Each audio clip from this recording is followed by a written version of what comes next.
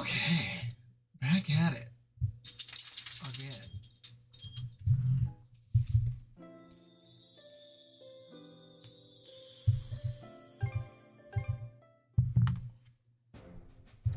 All right, I'm back. Oh, did I get it?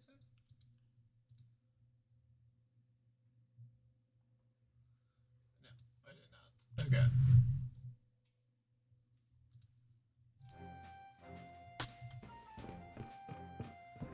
Wow. Okay. Man, I'm like dizzy from playing so much VR.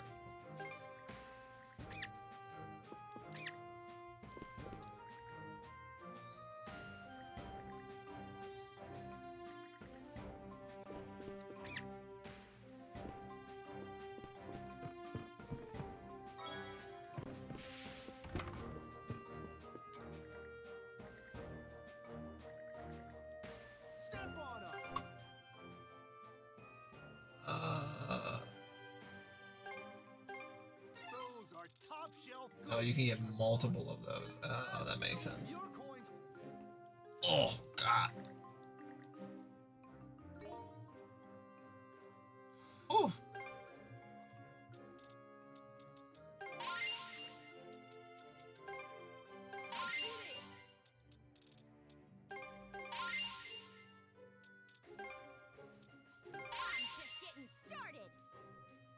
Oh, my God.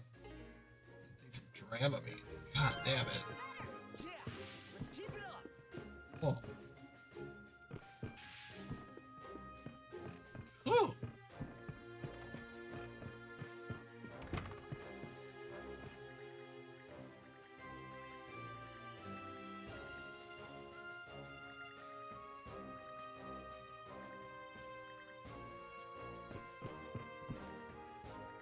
I like how he's supposed to be the doctor and he just like doesn't do anything. Time to mix some medicine.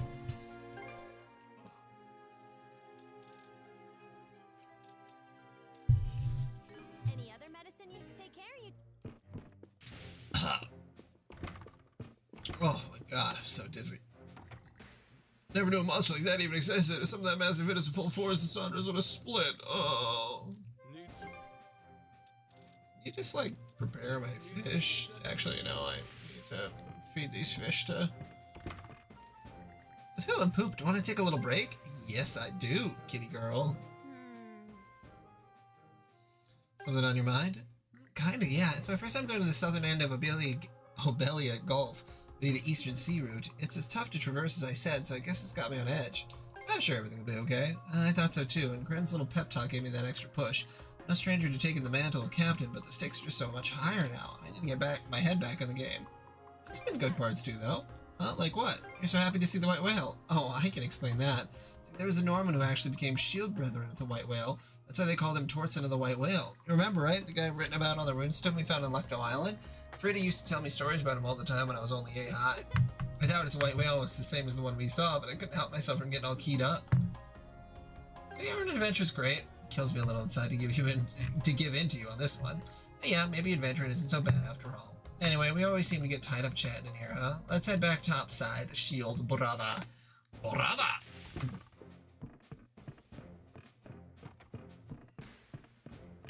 Okay, let's give it a shot. Oh my God. All finished. Turned out nicely. He was super funny and talented and good at golf.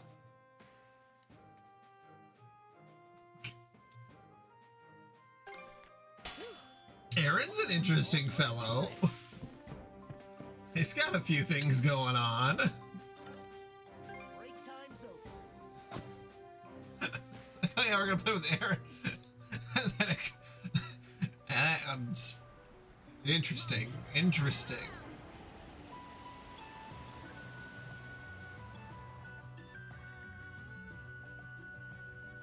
I mean, oh God, I think I played, well, not necessarily about him, but his baby mama coming in and fucking, when he's talking about the grandma.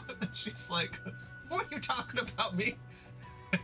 I just was not expecting that to happen at all. This car jet. There's a smoke signal rising from Callan Island, dead ahead. Smoke signal? Well, that's what he said, that he was gonna borrow money from her son, and I'm like, well, wait a minute, I thought he had like a 1.5-year-old with her. Okay, that makes sense, that she's almost 50.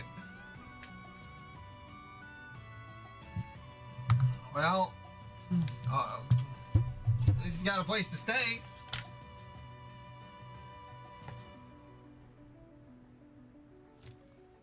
And he's on parole, too? Not that I have a problem with that, I just was... I did not get an introduction. It's just like every aspect that coming up, I'm just like, oh, that's interesting. Oh, a smoke signal.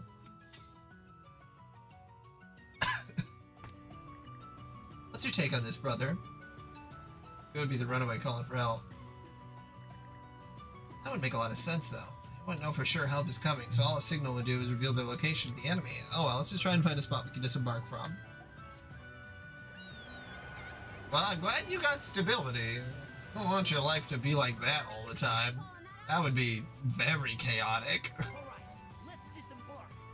I mean, since I moved out of my hometown, I think you can't stay in your hometown. If you do, things just go downhill fast. We got close to no info about this island. It's good that someone's happening up in the mountaintop, where that smoke came from. Let's head there first. Keep your eyes open for Greer along the way. I mean, yeah, she sounds nuts. Like, that's the part that I caught off guard. I told my wife about how crazy she seemed, and she's like, well, thank God we don't live like that. I'm like, yep. Hell yeah.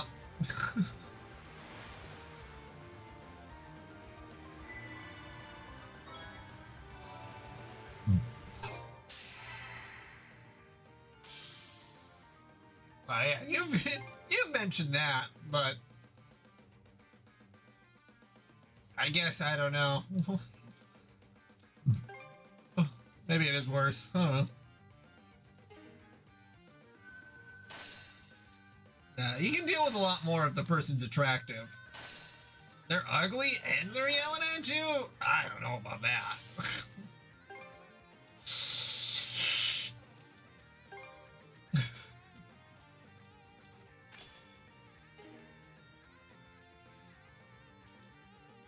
God, if I had an ugly person yelling at me, I would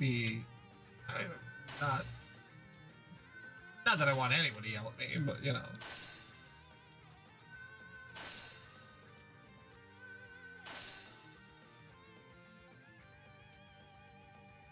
Is that what she just said to you?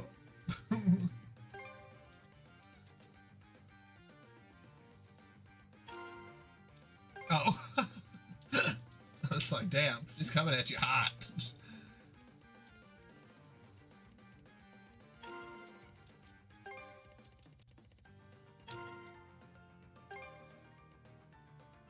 Yeah, that is what I do to locals. I don't say it like that, but I get what you're saying, yeah. I'm going to hell.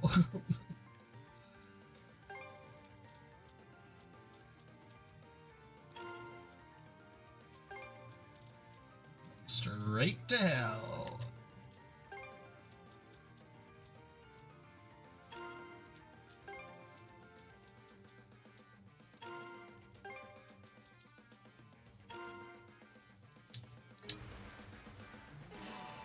Let's catch our breath. Oh my god. Also being in VR for like an hour, really. Oof. Yeah, and definitely the next time we play mini golf, we'll do it where we can all just hit at the same time, because then we could have gotten through like 5 different courses.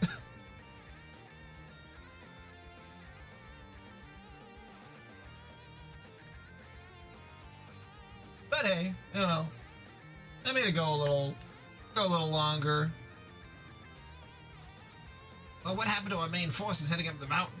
They surrounded the summit and charged in all at once, but it turns out that smoke signal was just a decoy. wound up being a trap, and they got a real painful lesson for chipping it. How? This is a regular human we're talking about. Can't even use mana. Well, I heard something about that, too. Someone say they're using a type of poison that's strong enough to paralyze even us. Doesn't matter. We got to do something or Lady Jordan will be furious. Let's go meet up with the main forces. We'll catch this runaway for good this time.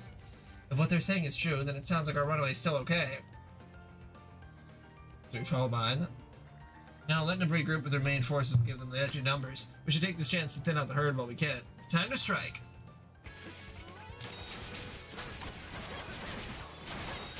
Yeah, good games. Had a good time. Yeah, honestly, I think that I would do a lot better if there wasn't the pressure of everyone waiting on me. Well, yeah, John wouldn't, unless he gets all the balls, and there's more balls in the hard mode too. I don't know if you've played the hard modes at all, but there's brand new balls in each one. All right, that takes care of that. Let's make for the summit now. Okay, well, I haven't done those. No balls. Oh. We can catch something here. Then I haven't been paying attention. You've been playing more of this game than I have. Okay, let's give it a shot. Show me what you got, brother. Oh. Well, then I need a new club. What, do you just catch a fox? What is it? What is a fox hunt?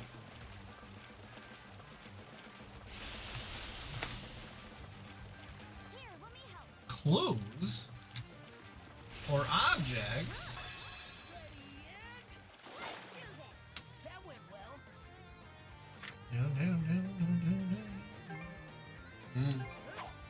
That makes sense, actually, with the messages in the bottle.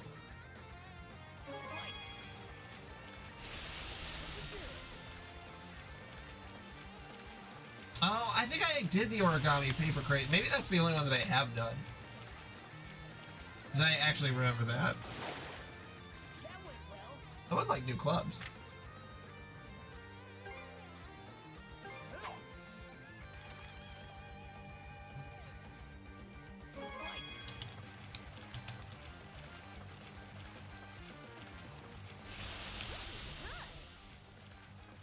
Oh, there, we did some mini golf. And now you can't say that I haven't played with you in 6 months. Switch, where's your steamed wrapped?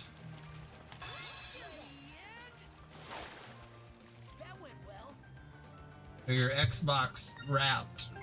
Does Xbox do it? They must. Everybody does one of those things nowadays.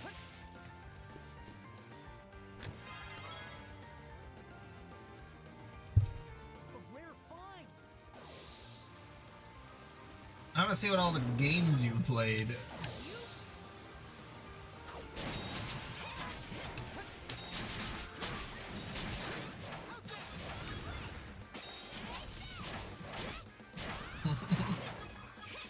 I love how he just kept calling you by your government name too. That was super funny. He said it so much it got me doing it. Luckily, no one is ever going to watch. No one will ever watch that stream. There's like 0% chance. People will be like, oh yeah, he's playing Geese. Oh, what the fuck is this? Oh, it's just a bunch of dudes dicking around for 2 hours playing golf. Take a look. No, thank you. Ladder. Must be a way to climb up somehow. Let's poke around the area. Yeah, can I grab stuff? Get this done. How do you... Oh. Yeah, I should be able to use my...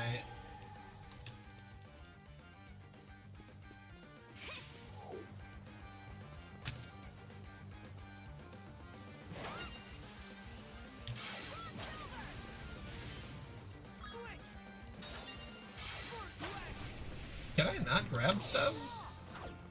Feels like that should be a really basic ability. Maybe not. Make tracks.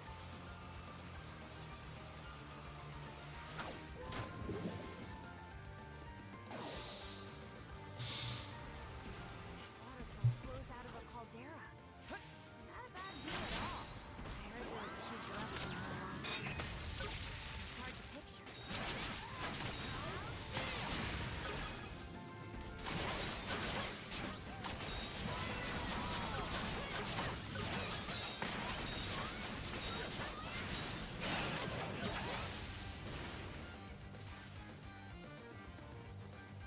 Mm-mm.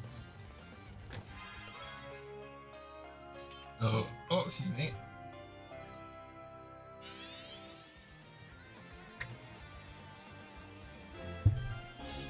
A new feature of the Nornan spindle has been unlocked.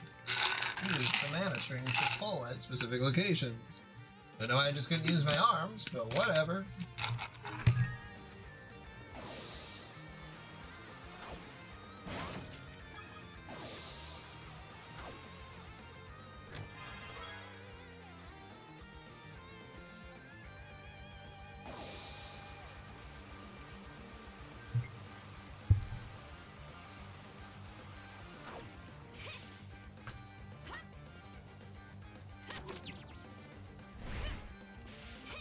Nice!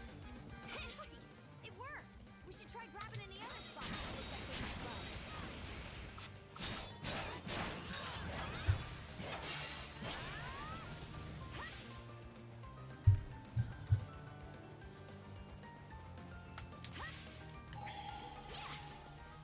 Oh, there is something down here. Shit. Pretty sure something's around here.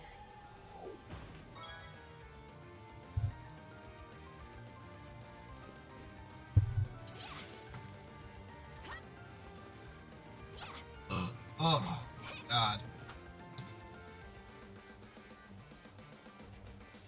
Oh, playing VR for so long really hurts the neck.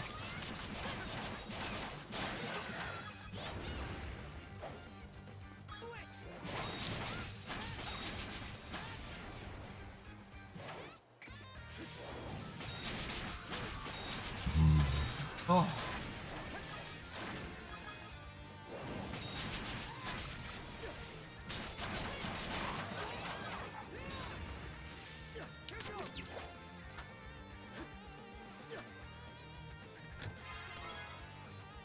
Mm.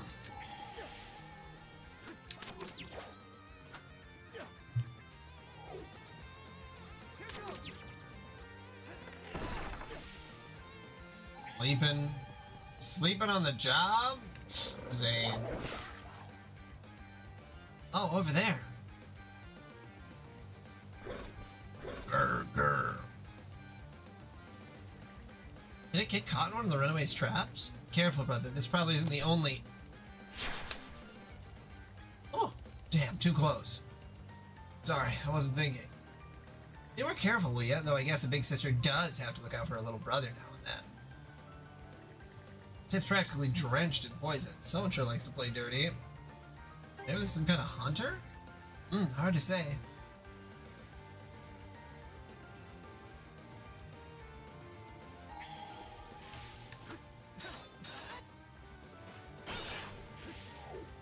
think there's something around here.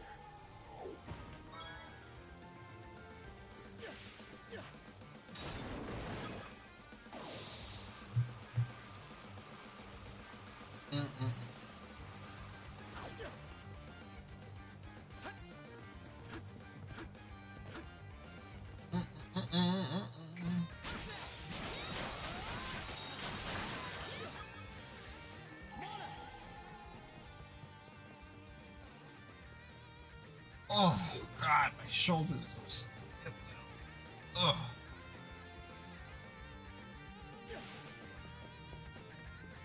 How did your friend get involved with a 50-year-old? I feel like that's gotta be at least a semi-interesting story. Especially to knock her up.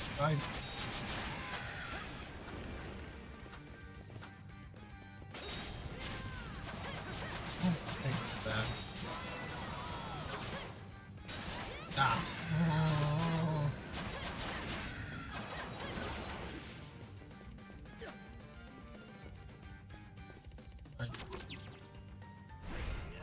Transformers, Shadows Rising, Alliance, Barricade, Zafina, Tekken, and a bot? Weird as bot. Answer I've never seen anything. Looks valuable. That's so sad.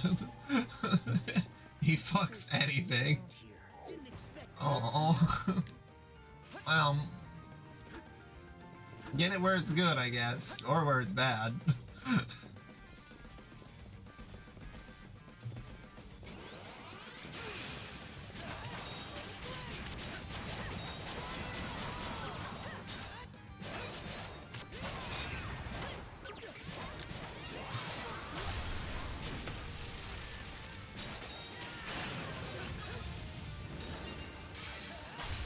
Oh yeah, maybe he'll join in on Twitch and then I don't know. Then we can hear about all of his other bizarre stories.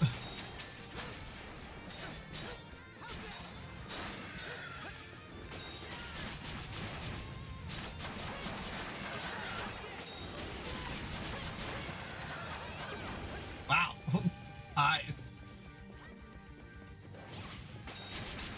Okay. I mean,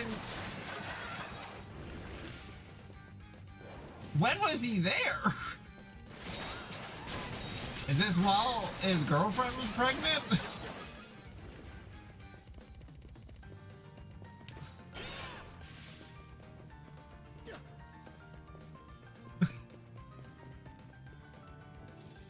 Oh, before.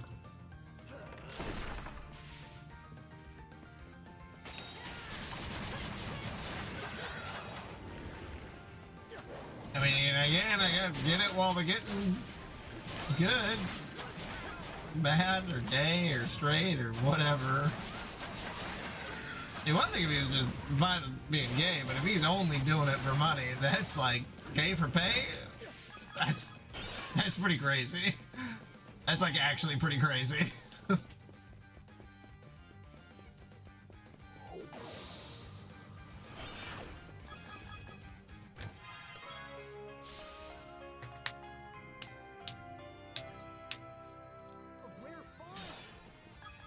I mean, there ain't nothing wrong with getting off, but Okay, let's give it a shot.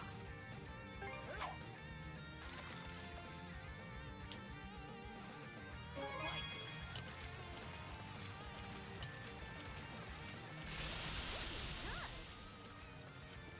Ready and... Yeah, I hooked one.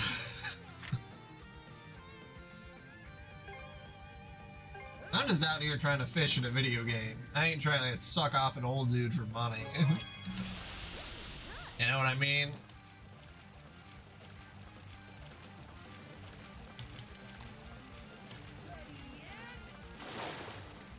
Yes, pulled in a big one. The fuck is that thing?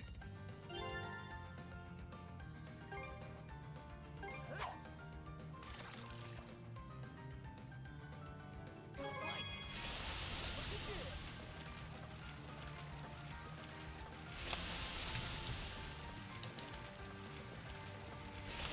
Here, let me help.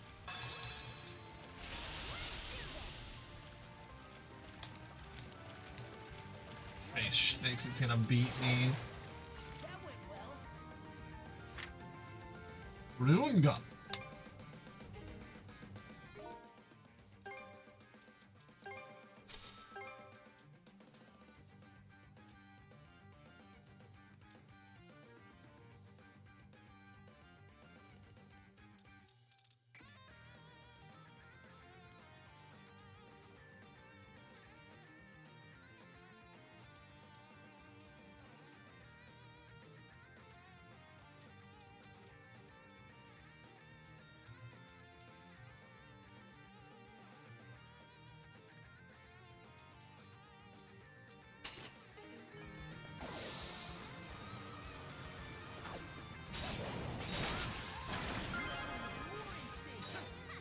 Don't get too comfortable, Adam. Found something.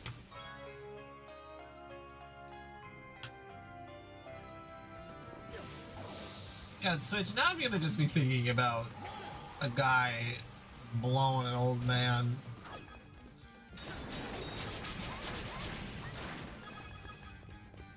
Why you gotta do this to me?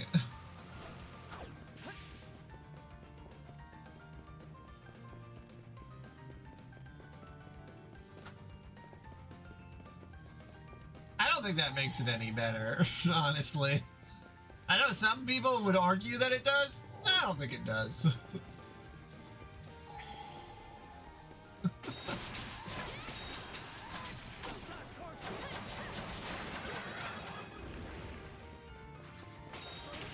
Just keep putting these pictures in my...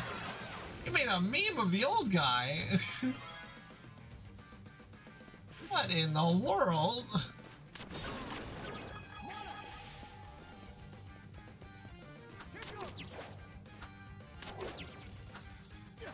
No wonder you like keeping Plasmaniac in. You just get a lot of enjoyment out of all these fucked up characters. Oh my god.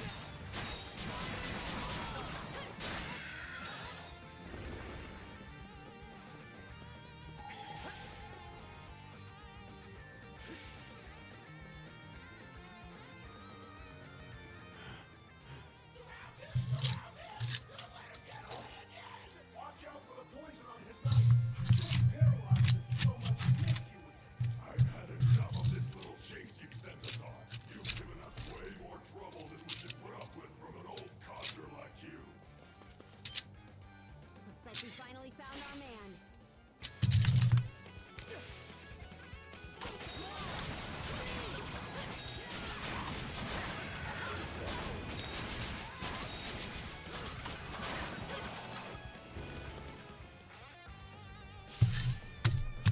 Well, hello there. I wondered if that might have been you and your friend, Adel. Dr. Flare? You're a sight for sore eyes. Thank you both for saving me. So you were the one who made those poisoned arrowheads? That's correct. It's something I looked into while I was being held captive. I'd love to fill you in on the situation, but my companion is still in trouble. I'd appreciate it if you could go and help him. He stayed back on the summit in order to give me a chance to escape. No time to explain. All right.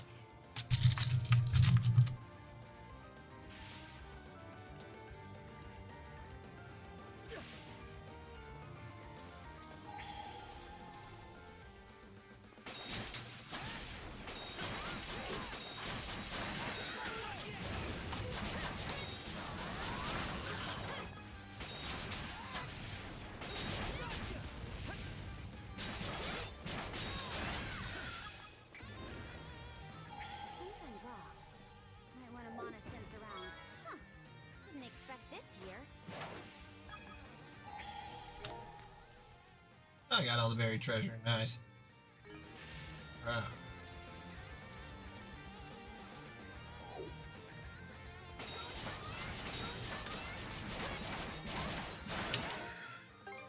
She not? Oh no, she doesn't. Okay.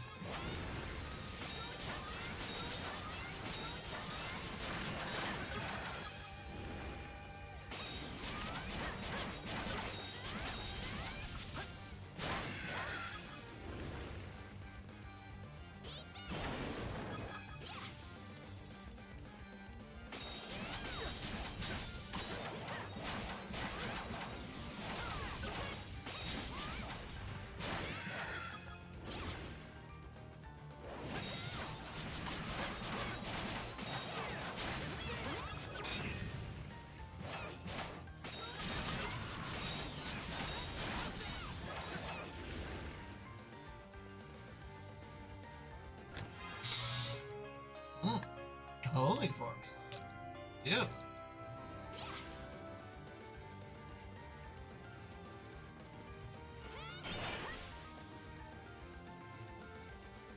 God, I don't know if I'm ever gonna get this image out of my mind. At least not for the rest of the night. Ugh. Ugh. Ugh.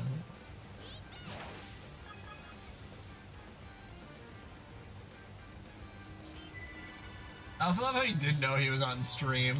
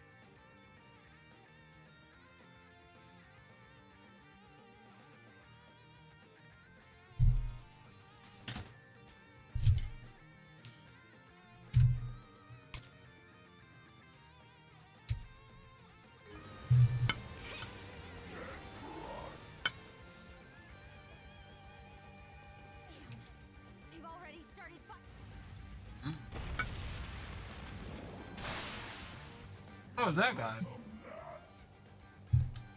How long do you intend to keep up this feudal resistance?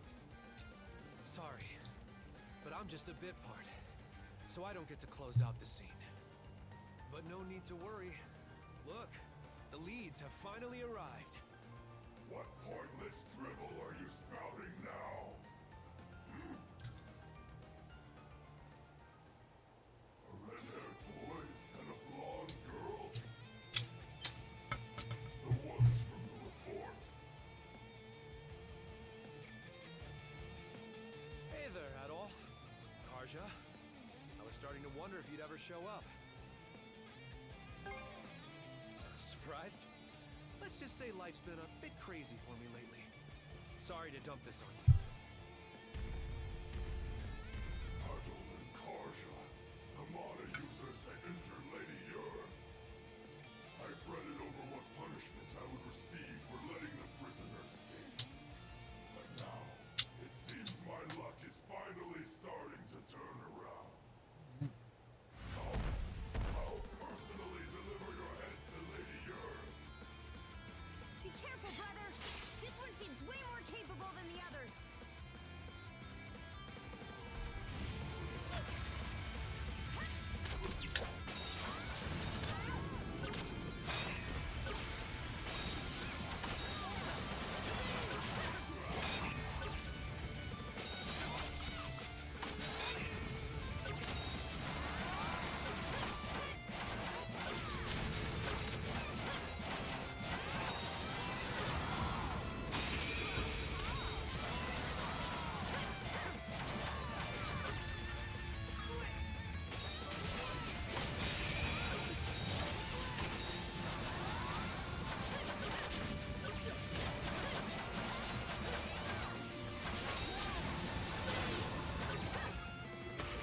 Not that much more capable than the others. Bravo! You two are really something. I'd say the same about you, honestly. You were doing pretty well to hold your own against a Grieger like that. That's high praise coming from the famous pirate princess herself. I'm honored. Hey, Rafe! Dr. Flair. Thank goodness. Looks like we both made it through in one piece. See? I told you Adol and the others would show up just in the nick of time. And so they did. Your intuition was spot on, son. This isn't making much sense to me, but there's no point standing around on this island. We'll hear the rest of your story after we get you back to the Sandras.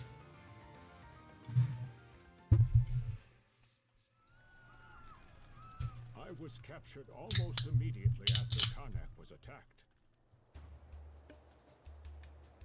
But when they found out I had medical knowledge, they allowed me to stay as a human aboard Yurd's ship.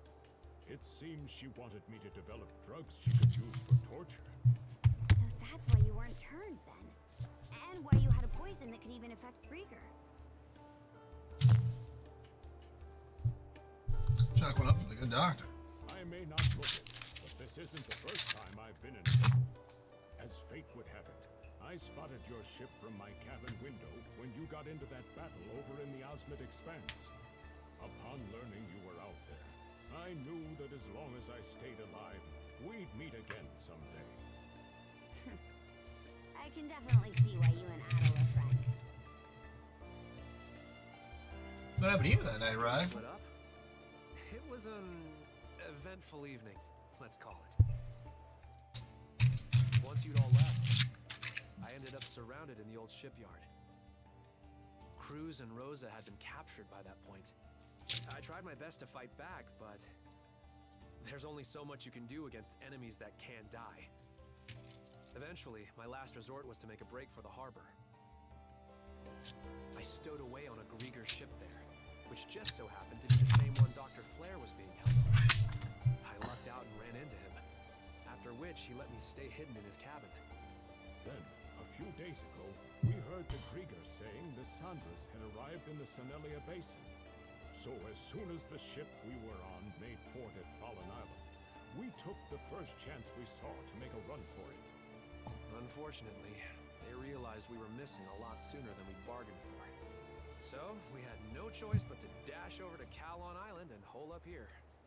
Definitely sounds like you've been through a lot. No, no way! That's not the part I want to hear about. I mean, I did want to hear about that too, but that's not my point. Oh, you're all here. Gren, calm down a little, will you? I don't blame him for being so surprised, though. It is hard to believe you were capable of all that without us ever even knowing. What is it you're hiding, Rafe? One look, and I can tell you're no different from me. We both make a living by the blade. Is that true, Rafe? Since when? You told us you left town to go work in a mine, didn't you? I said that, yes. So was that a lie then? Yep, every bit of it. I've actually been working as a mercenary. Yeah, obviously After this leaving guy's a town, I ended mercenary. up falling Look at into him. a mercenary band from Hispani. A mercenary band? And from Ispani? What were you thinking? As far as the Romans are concerned, Hispania is just another hostile nation, the same as Denmark. If they found out you're working with these Spanish mercenaries, they'd execute you on the spot. Why? Why do this? And why didn't you tell us? Huh? Was it really something I needed to share with the class? Bastard! Gren, you always had a real knack for pissing me off. I mean, they had it coming. You too? I've still got more to say to this! Shut it, Gren! We didn't save Rafe just so you could vent your personal issues. You two want to slap each other around? Do it on your own time. Rafe, since you're a mercenary, I won't mince words. You owe us for saving you. I want you to share whatever information you've uncovered. No need to play hardball. I'm more than willing to cooperate. That's right. There's a lot we need to tell you. Adol, are you familiar with Raphos Island? Raphos Island? The one the White Whale was protecting? That's the one. Apparently, the White Whale is under the Grieger's control, too. I thought she Excuse was me. acting strange. So that's what was going on. And that's not all.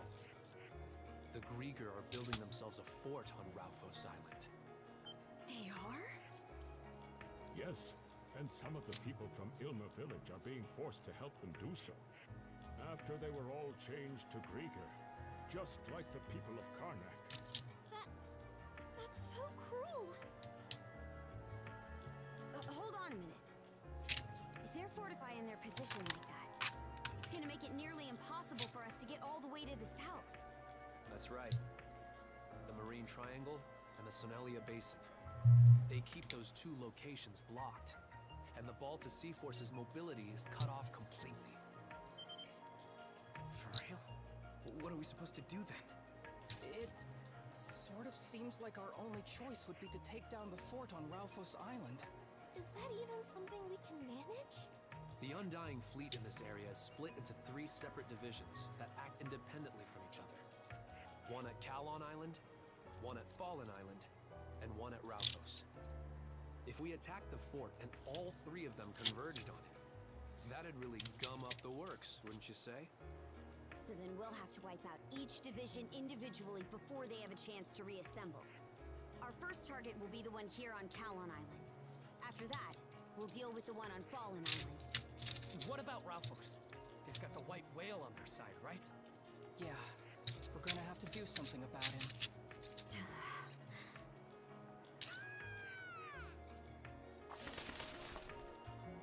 Hugel?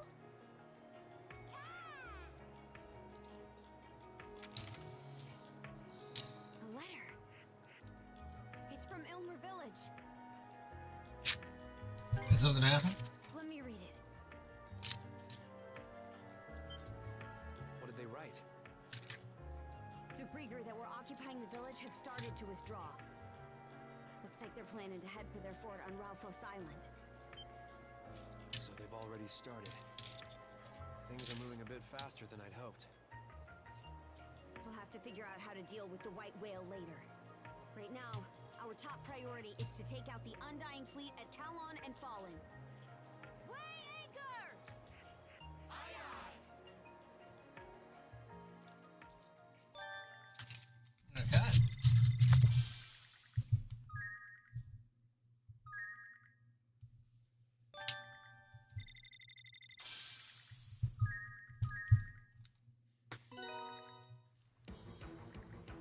Multiple enemy ships dead ahead. The Undying Fleet from Kalon Island is on the move. Can't afford to let them regroup with the others. Sink them here and now. Okay.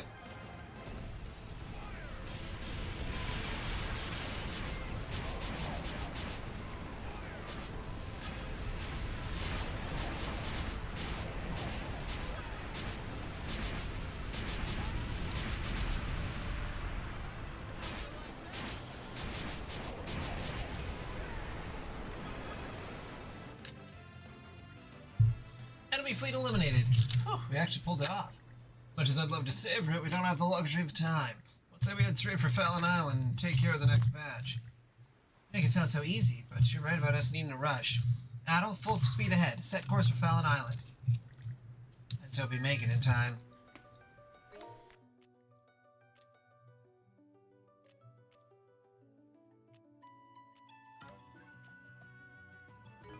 It's like this, actually. Yeah, we're stuck here. Time being. Now we were. Wasn't sure. Undying Fleet, dead ahead. They're embarking from Fallen Island.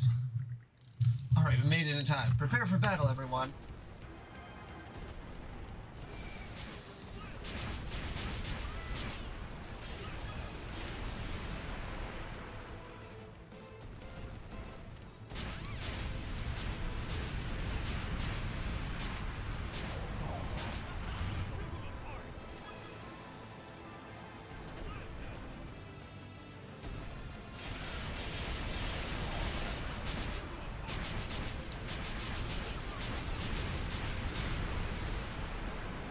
Guy 8. All enemy ships eliminated. Woohoo! How do you like that, you undying dirtbags? It's going well, so far anyway. Okay, Admiral, what's next? We land here for now? I want to check on the situation in Ilmir Village. That, and we still need a way to deal with the White Whale. Might be still some Grieger left on the island, so be on your guard, everyone. Roger that. Just feel that wind. All right, let's disembark. I don't see people anywhere. Yeah, looks like there's still some Grieger left in the village after all. I'm counting about 10 or so at a glance. If that's all, then we should be able to swoop in and free the villagers from the warehouse. In that case, they'll come along and help. How effective is that poison anyway? Well, all it really can do against Griegers paralyze them for a bit. Ultimately land in the finishing blow will still be on you guys. Even so, it would go a long way if you could equip the rest of the crew with that poison. Is it something we can mass produce? With the right tools, I'm sure Dr. Fleur could whip it up with ease. But let's save that for later. The shore waits. Oh, there they are.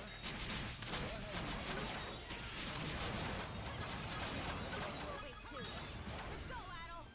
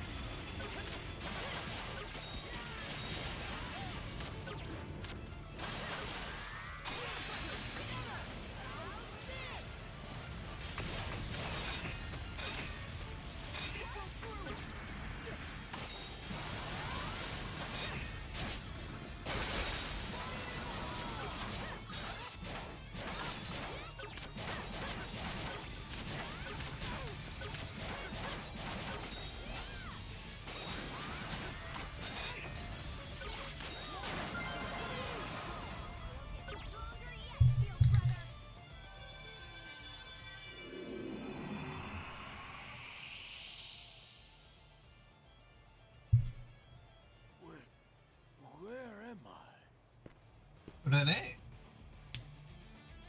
You're on Fallon Island. Fallen Island? How did I get all the way over here? You're Rosa's dad, right? First things first, we need to get you somewhere safe. Adol, Karja, Oh, Rafe. Good timing. glad to see you're okay, Mr. Rooseveri. Rafe, you're here as well? It's been so long. Adol, you and Karja still have things to do, yeah? I can take Mr. Rooseveri back to the Sandra. Perfect. That'd be a big help. By the way, was he the only puppet Grieger here? The only one we found so far, anyway. You two be careful then.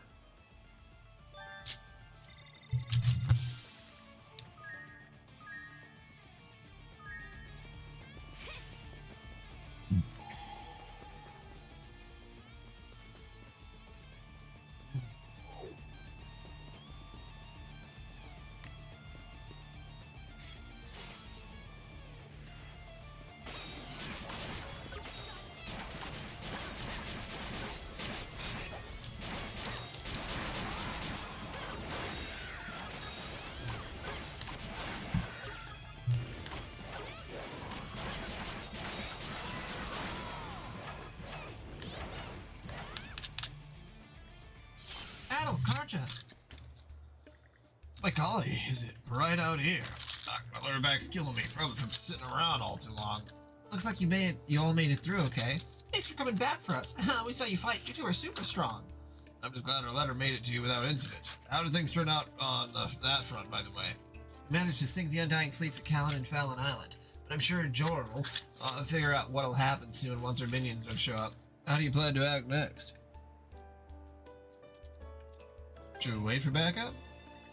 That'll take time, and we shouldn't give them too much of it. I prefer to attack before they can rally their forces together again, but it's still the issue of that whale. So you're saying if we can do something about the white whale, you'll be able to run the Grieger out? Well, sure, but... Raggle, Malta Sea Force or not, she's got guts for a young'un. Besides, it's just not in my nature to turn a blind eye into someone in need.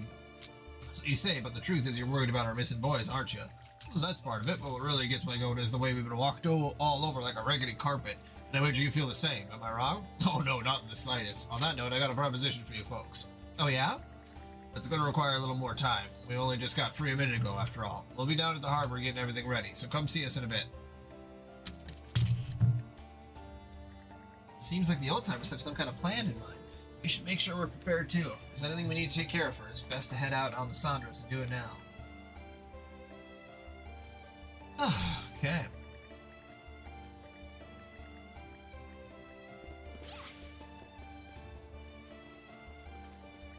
Oh, it's you. Kelge, right? Thanks for the save earlier. Meow. Meow.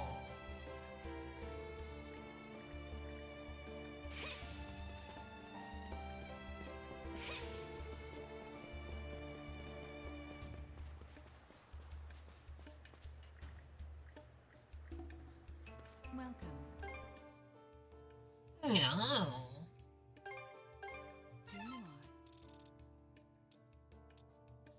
How is it going, Liddy? That was a very wild game of golf. Anything else? Let me tell you what. Wait.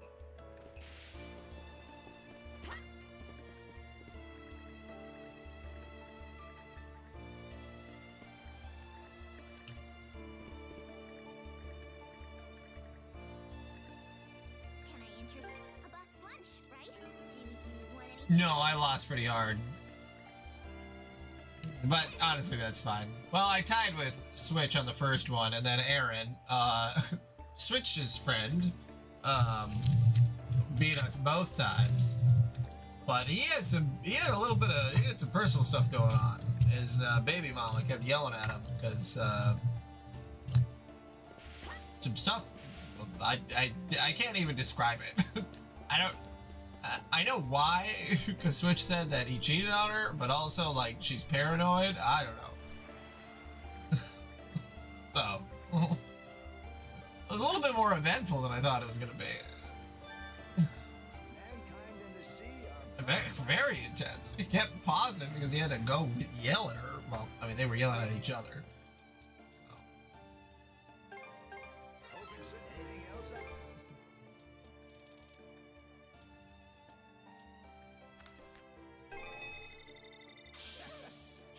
looking mighty fine now.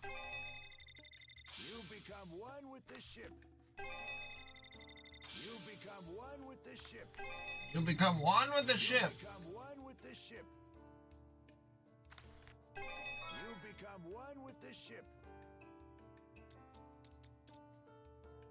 Spear shot. You can't overcome Mother Nature. Gotta meet her halfway. You can't overcome Mother Nature.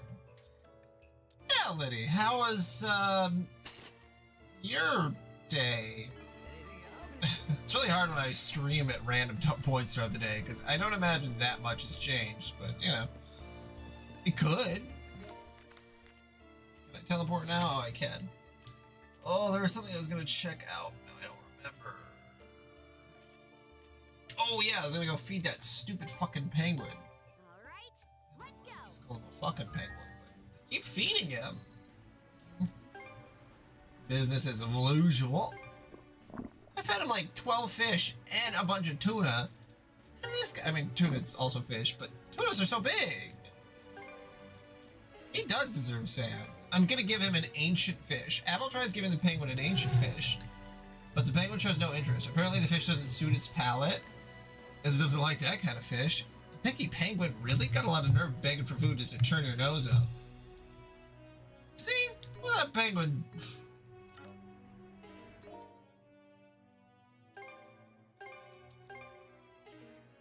I mean, yeah, it's someone saying ancient fish does sound like it would be gross, but still.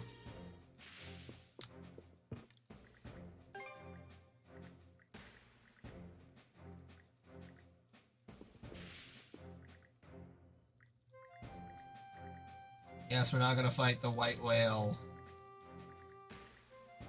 Need some. Okay, well. Are any of these the ancient fish?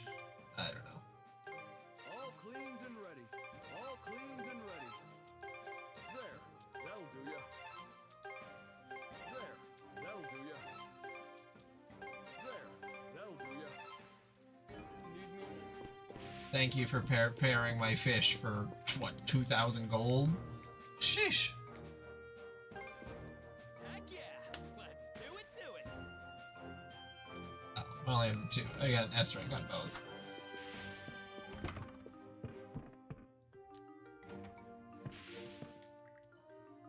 Riff, I'm so glad you're alright. But is it true? Are you really working as a mercenary for Hispania? Sorry, I never said anything, Mom. Oh, that's... Oh. Oh, okay. It's hard. I couldn't tell that they were mother and son because she doesn't have purple hair. Oh, Rave, what am I going to do about this? Well, there is a bummer. I was hoping you'd be happy for me. Guess there's no leaving my mom in the dark anymore about the whole mercenary thing. I was really hoping to keep it a secret. Save her the gray hairs, you know. While we're on the subject, why'd you return to Karnak now of all times? I heard the conflict among the Roman and Spanish border has been getting pretty intense lately. That'd be a prime chance for a mercenary to break it in. Hey, even a guy like me gets homesick every once in a while. That really all there is to it?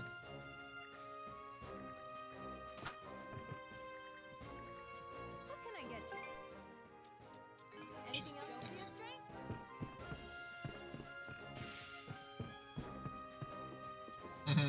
I got more Picards. I got a silver one, and I got a sociable one. I had a speedy one, but I don't know where it is.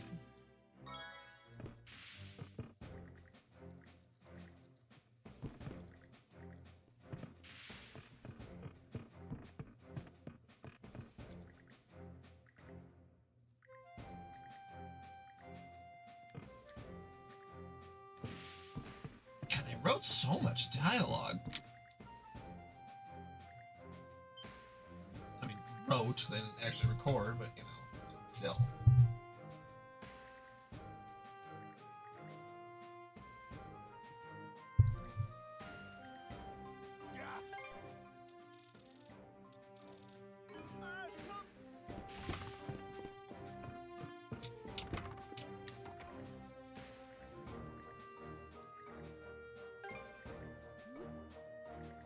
You do realize we're about to go fight the thing you're getting so giddy over, right? I used to think it was just Adel, but I guess crackpots come in packs. We should get the infirmary ready to handle any eventuality. I'll prepare a copious amount of anti-Greek or poison for future use as well, just to be safe. The doctor knows hurting just as well as healing. Dr. Flair sure is one tough customer. I think you can learn a thing or two from him. But enough about that. We'd better put our heads together on how to get past that white whale. Dr. Flair has some nerves of steel. It really is heartening to have him with us. Naturally, his ability as a physician factors into that as well. Frankly, I'm envious of this man. I want to kiss this man. Ah, here. Mwah, mwah, mwah. Kissy, kissy, kissy.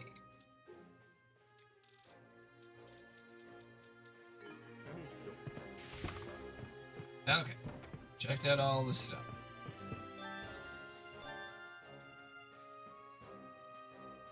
Oh, I can dismantle stuff now? That's super nice. Wow, that's super handy, actually. I very much appreciate that. It's better to dismantle things than it is to sell them.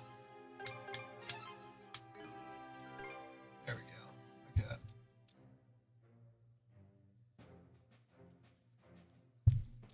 Of course, now I don't cost money to dismantle the stuff, but still.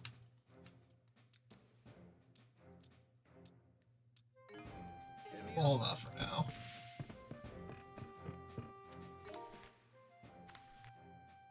Okay. Go back to the island.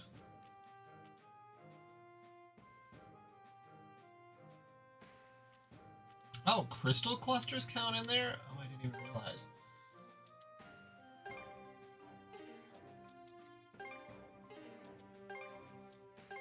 Okay, let's go.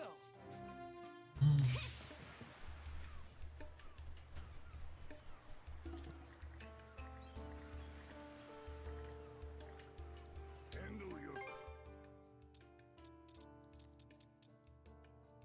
Tool that lowers the pulling power of baited fish.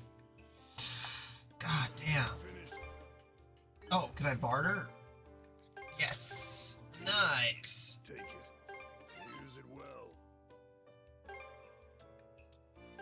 Here. Take it. You finished. The bartering system's actually much more useful than I thought it would be. Seems we got fish in the water. I would love to see him. I don't know if maybe love is a strong word, but you put me into this, Switch, and now I'm I don't know how to. Like, I don't know if you read the previous messages that Switch typed in the chat here, but You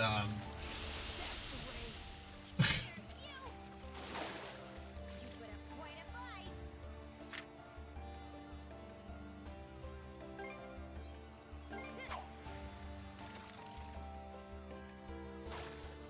actually, let's try using a different fishing bait.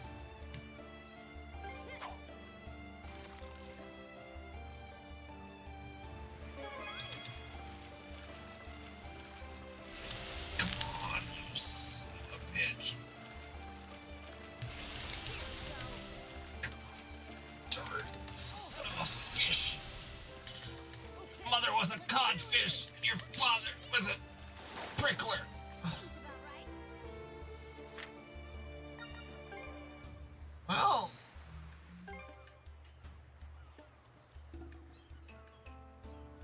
definitely something about a guy. So Aaron is the one that we were playing golf with. He's the one who's got a lot going on, and apparently, back in New York, he was doing some stuff with an old man. Like, at least in my imagination, like someone who's like 20 or 30 years older than him. So,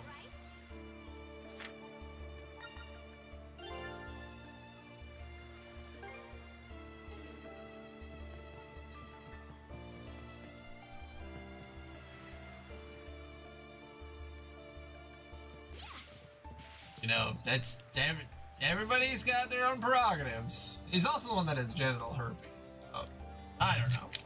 You know, I'm not trying to judge too harshly, but he's living a crazy life. Oh, there you are. And now he's has a child with a woman who's 50 and he's 35, right? So, he's not working. He's on parole. Yes, and then Switch made the old man into the meme, and then he just found the messages of Aaron admitting to the stuff that he did with the old man. You know, because there's a difference between saying that you did some stuff with a guy and saying that you did some stuff with an old man. Because if you say old man, my mind immediately goes to like, that man is a grandpa. And that's, I don't know, it's interesting. It's interesting. I don't want to shame, but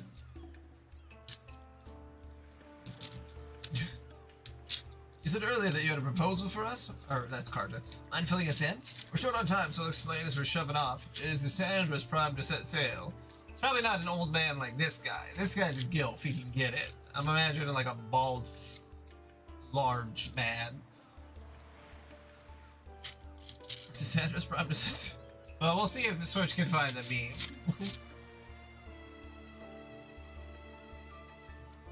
That's true. It depends on who's saying it.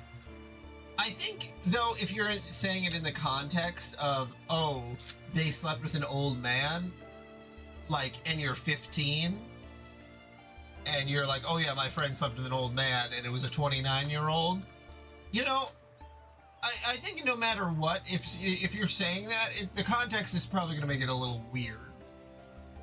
Man, high school was crazy, because I remember a lot of situations where, you know, I was 16 and then, you know, friends that were girls would be like, oh yeah, I have a boyfriend, he's 26. And I'm like, well, that's kind of weird, but you know, you just let it go at the time. And then you think about it afterwards, even when you turn like 18, you're like, man, that's really fucked up. I guess it depends if they're grooming.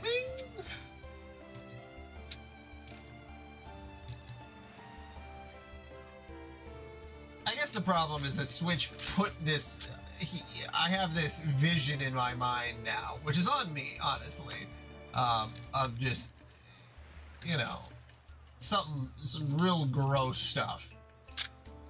I want to make sure we thoroughly prep for this. What's your call, adult? Yep, just good to go.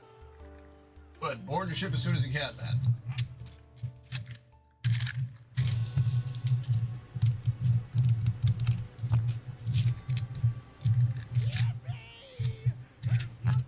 It is complicated. It is very complicated. No minors, but you're free after you're 18. You're pretty much free to do what you like. You can still judge. I think you can always judge. It's just that you can't, like, you know. I think everyone is always free to judge. Because, like, I'll judge someone all day, every day. Will I tell it to them and be mean to them? No. But, like, you know, I can judge. Okay.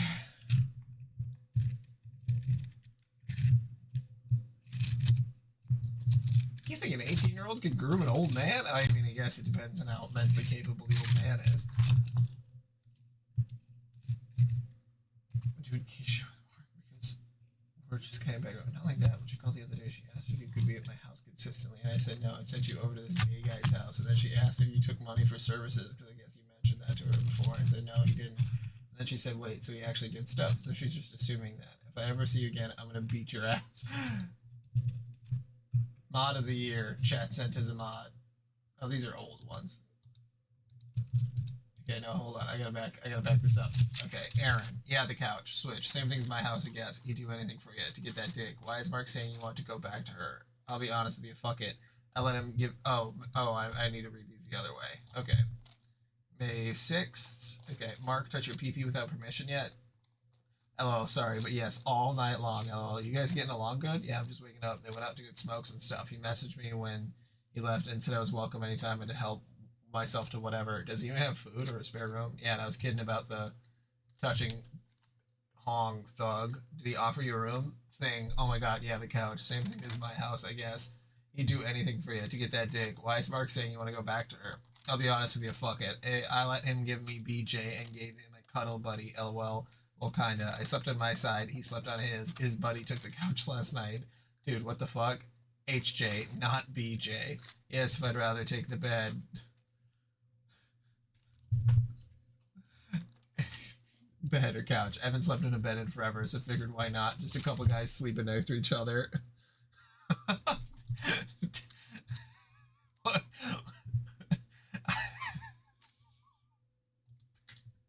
It's just a couple guys sleeping next to each other. I think if you're in a position where you haven't slept in a bed for a long time and you're a man is like, hey, you can come over here and sleep on my bed. I just want to give you a hand job. I think that's taking advantage of someone's position or situation a little bit. You beat this. This takes me back a good 40 years. Don't get too carried away or you'll throw out your back again, you old coot. Those geezers sure are fired up, huh? I'm worried, though. Is involving them in this plan really a good idea? Well, the strategy is a sound one at least. Those old guys are pretty cool in my book. I like their style. If somebody that cool is wrong, then I don't want to be right. All right, everyone. We'll go over the plan for this joint operation with Elmer Village one more time. Oh, buddy. The world is big and filled with a lot of very fucked up situations. And I'm glad that you don't ever, well, that you haven't been in those situations. Because I've been in a lot of those situations. I mean, Gren's looking to get it. But Gren has autonomy and he has a bed to sleep in. The White Whale seems to have a habit of going after ships. So, we'll sail the Sawdust through the area at top speed to lure him out. What is this other message switch sent? I'm so scared. Everyone, this is the best absent chat I've never seen. Happy Father's Day. Black Fathers Matter? I swear.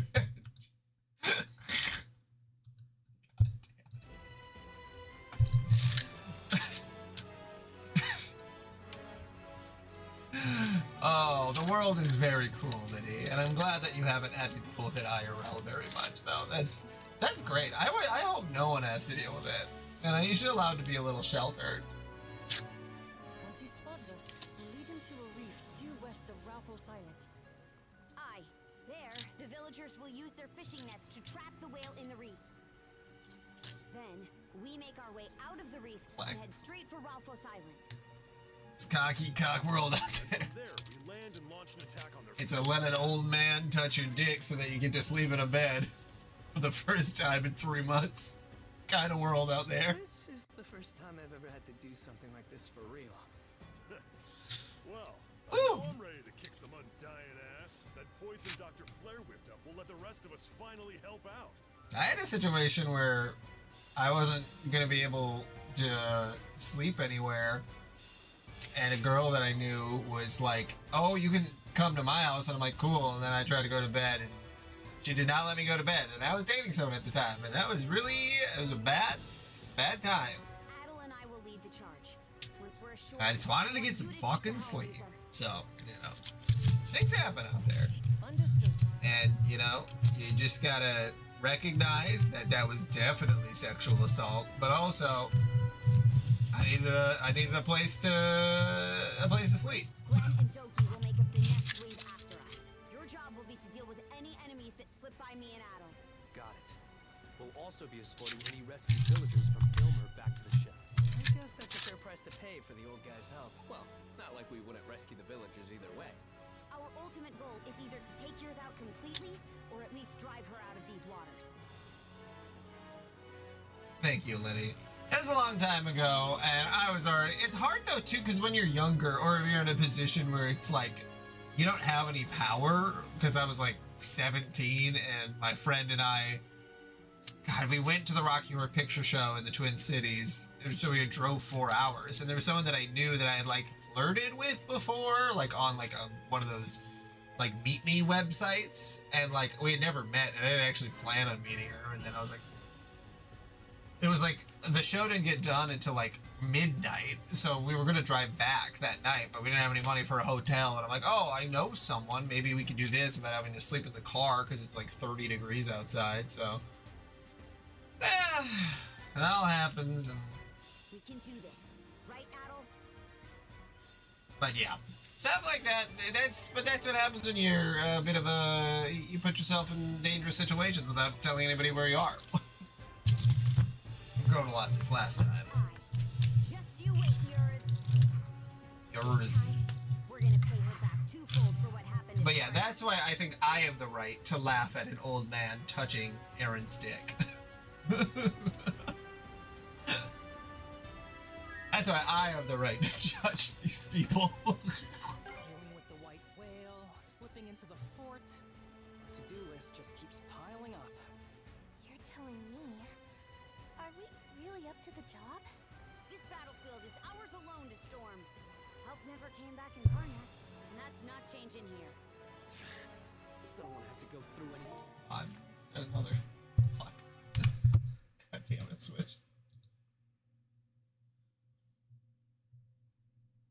Is that the guy, Switch? Oh, God.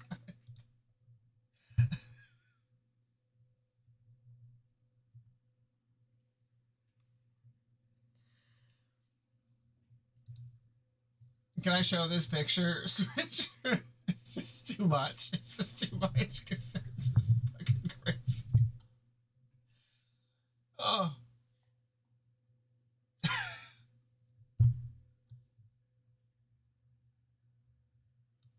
All right. Well, the only person in here is Libby. So here's the guy. Oh, God. Whoa. That stare. All right. Well, that's enough of that.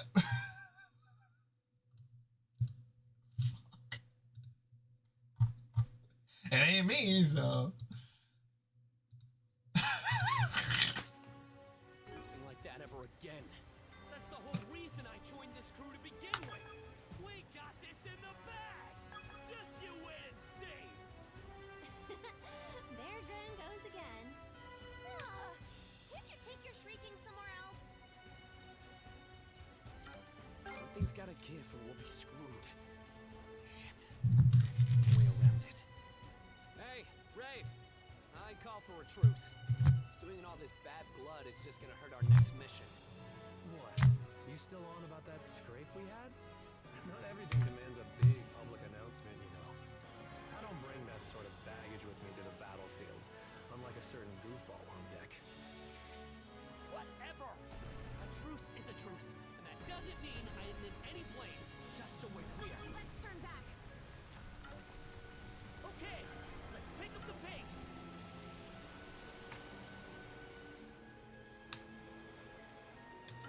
We must ensure that the Sandras is sufficiently stocked for battle.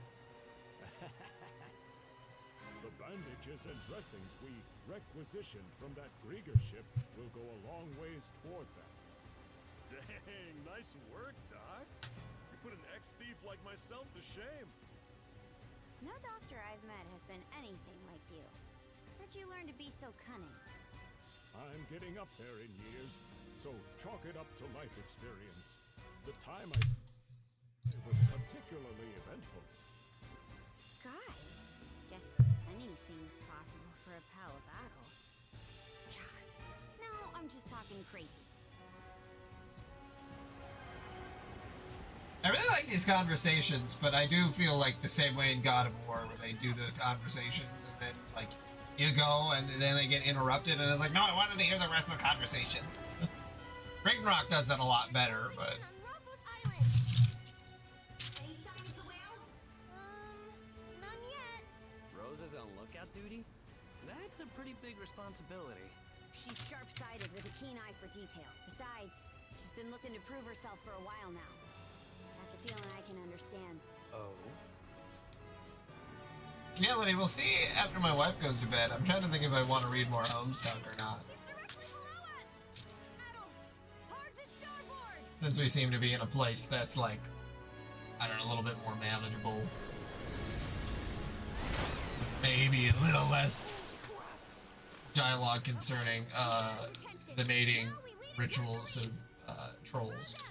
Don't take your eyes off that whale!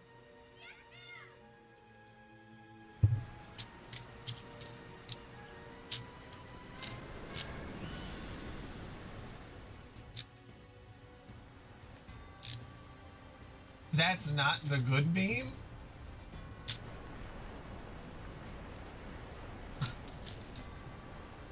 Alright, men! We're up! Let's show them what the fishermen of Ilmer Village can do. Yeah!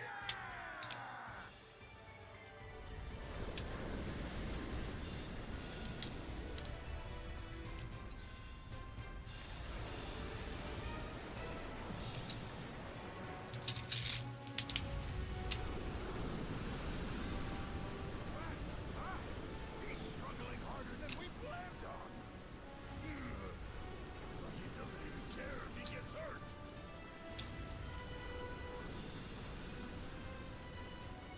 He's so strong. It's unreal. Well, he's a whale. Up yet, Ronald? We've still got some fight left in these musty bones. Hey, those old-timers are in trouble over there! We still need their help down the line. There's gotta be something we could do for them. Hydra? He said he tends to go after ships, but he's not reacting to the fishing boats at all. Maybe he's still trying to go after the Saunders for some reason.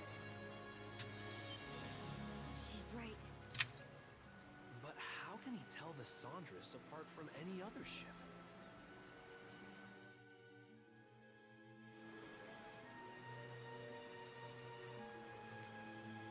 Remember when Joey got sicked on us? What's that gotta... Oh, I get it. If Yurth's involved, then that makes sense. No, you're good. And Evie. You're good, Lee. She sent him after me and Adol specifically.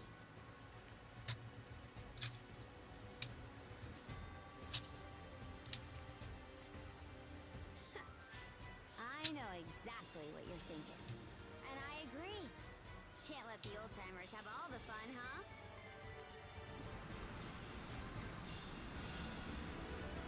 Oh, okay. Well, that's really interesting. And then it... Change of plans, everyone. Easer, take the helm. And then does it come back to the... Well, I guess we'll find out.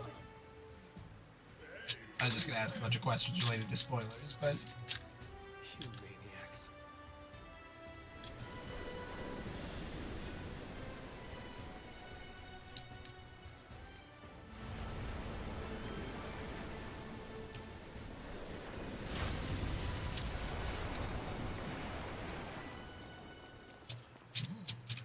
Let's do this, brother. Brother! Yeah. Well... Oh, shit. Oh, God. We're doing the chase sequence. He's coming this way.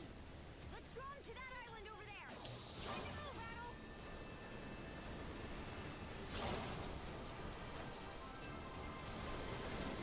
Leaving one other chase sequence. We gotta fucking go. Well, that's actually not that much. I felt like I thought Problem Sleuth was gonna be longer. He looked right at Oh. us. Yeah, did I? That was like 4 hours that I read Ruby Quest.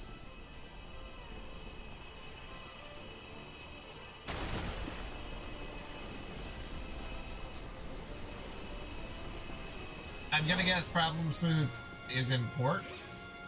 Kind of? Didn't you mention that? That it's like tangentially important for Homestuck?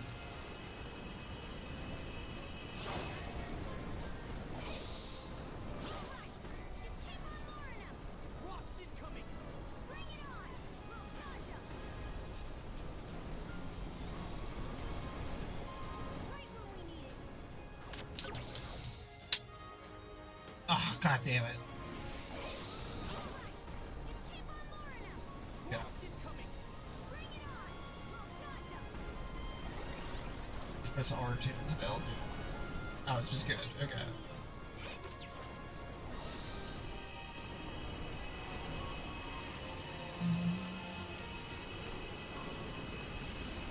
through all those Andrew works. Oh.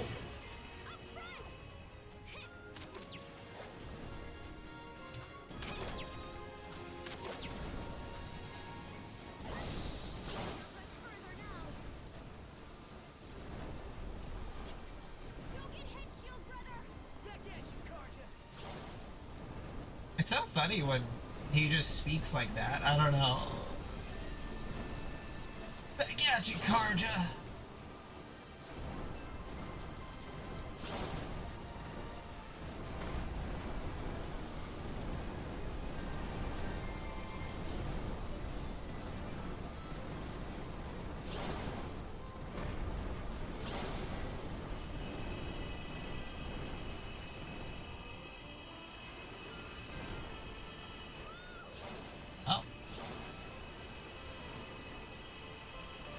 I'm glad that we're having like a big event sequence like this. I do feel like the other games probably could have used a couple more of these, like. That's the way.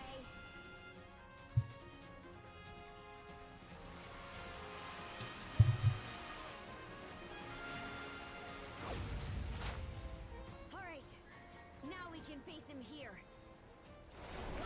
I'm right. And I love Sonic. So we're gonna fight a whale?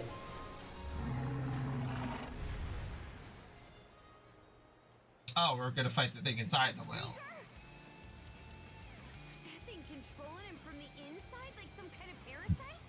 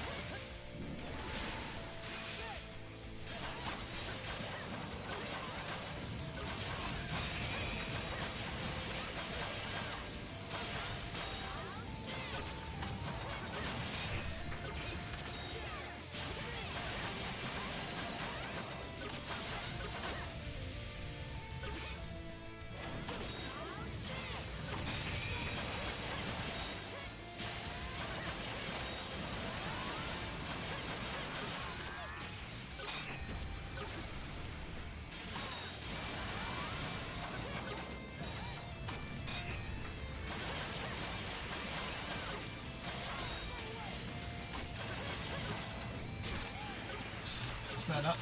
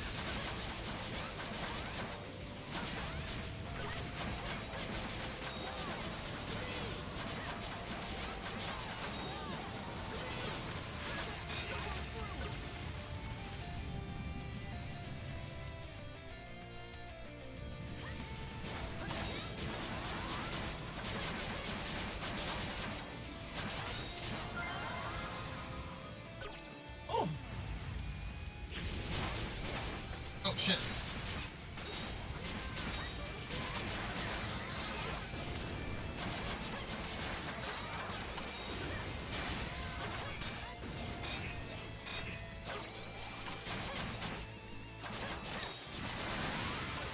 There we go. Crazy.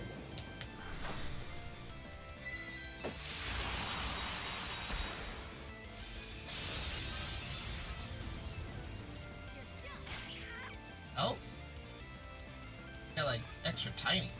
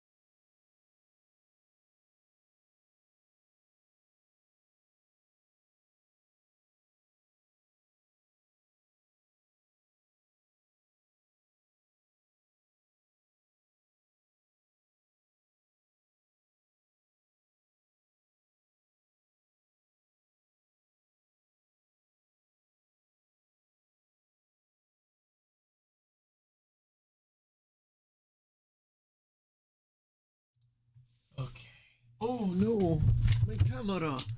Camera. Oh god, everything's falling. Oh.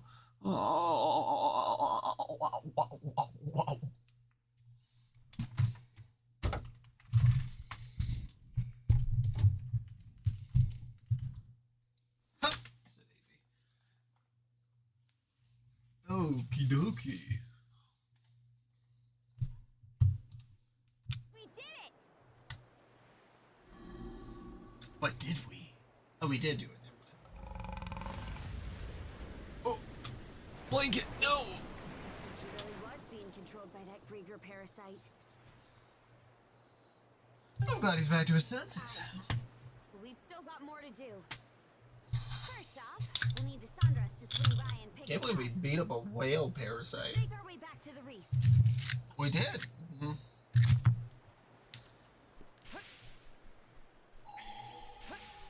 God, there's treasures back here. Something around here. Didn't expect this here. An empty bottle. Whew.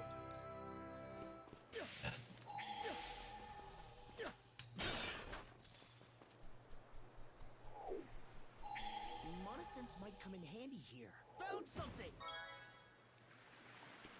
Fishing bait. EX. Oh. Let's catch our breath.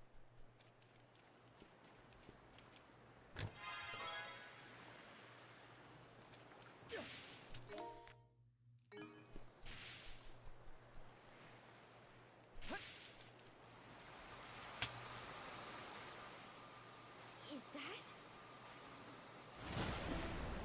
that? Whales coming back.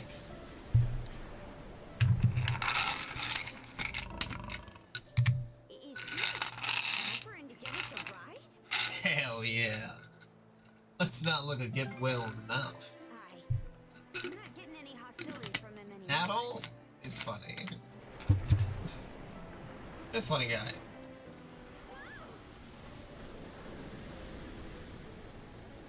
He's taking us to Ralphos Island. Adol, this is amazing.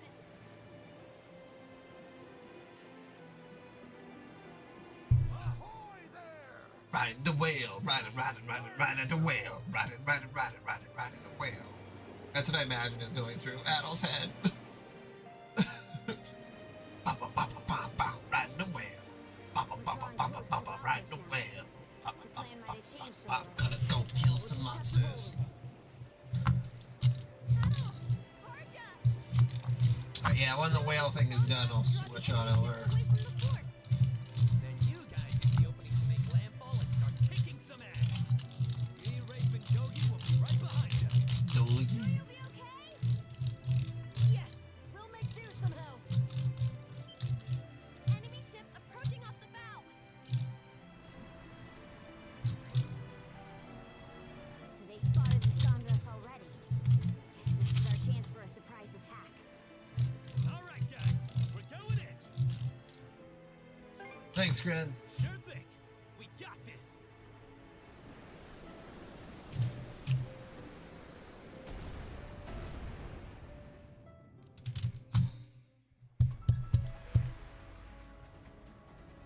That was a big help.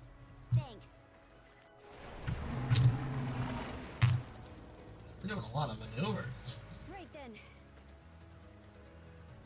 So that's Yurd's sport, huh? I guess it's finally time. Your brand, no doubt about it. She's definitely here. Let's go, Shield Sister. Right. I'm counting on ya. Okay. Save. System. Quit. Alright, and then I will do the same thing. I'll end the stream, start it back up in a couple minutes. Might only be like 30 seconds.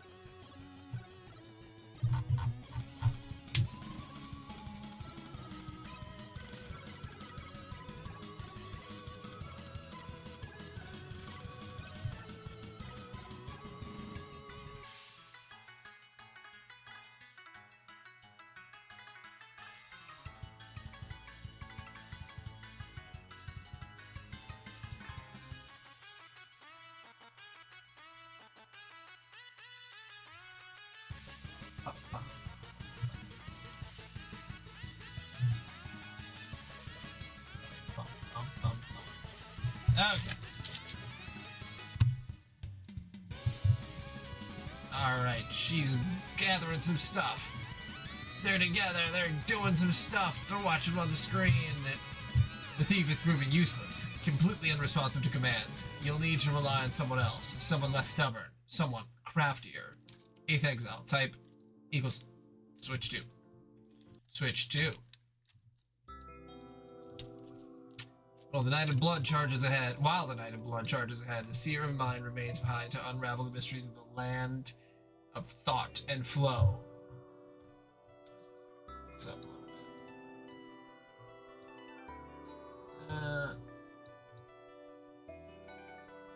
okay. Seer, it is time. It's the voice again. You were wondering when she'd come back. This time you're ready for her. Retrieve chalk. Scratch sniff, scratch sniff. You search for the appropriate card through your scratch and sniff bonus. The card will be unmistakable. It is the one that smells like a fruity rainbow that makes you sneeze.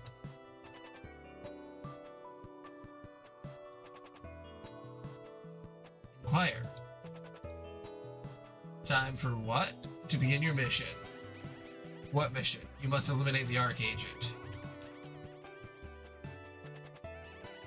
Exile Jack Noir. Surely you must be adventuring by now. Unlock bonus, Squiddles.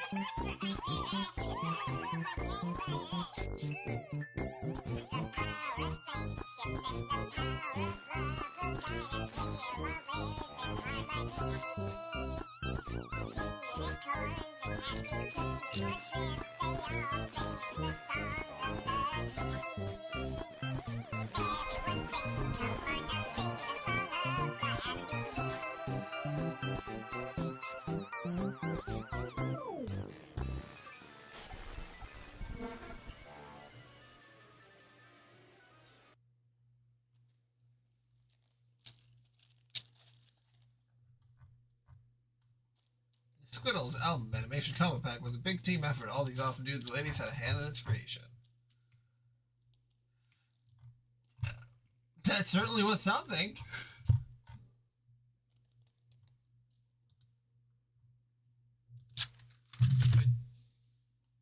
Alright, well, I guess we will just keep moving on. Nipita surely must be adventuring by now. Land of little cubes and tea. Why yes, as a matter of fact, it does appear that the Rogue of Heart has been keeping herself quite busy. Aggress. Slash.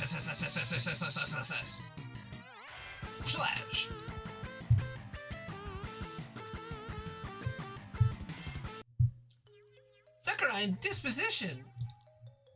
Pound screet. Tackle slide. Little cubes everywhere.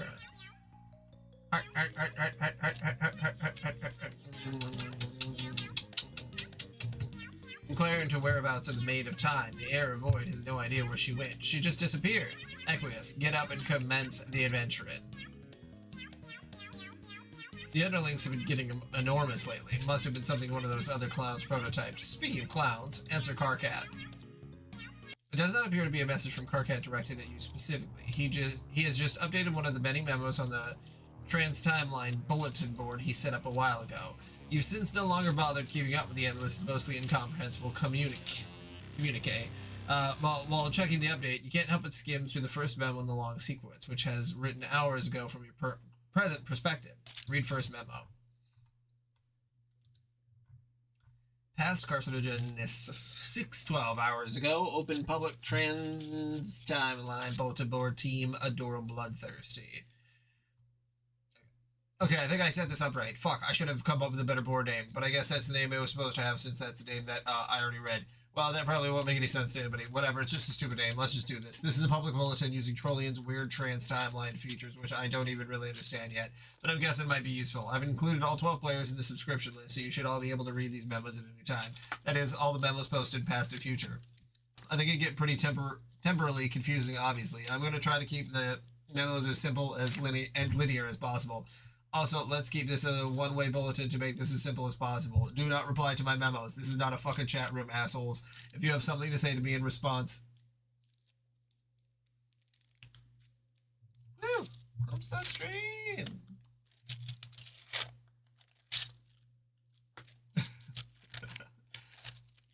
This is a fucking chat room, assholes. If you have something to say to me in response to a memo, message me in private at the appropriate point on the timeline. First order of business about the teams. As of now, you should all be aware that there really is only one team and we are all working together. And by now, I mean time local to me as of writing this. So if you're reading this in the past, okay, first of all, how do you even know about this feature already? Second, why didn't you fucking tell me? Whatever, I digress.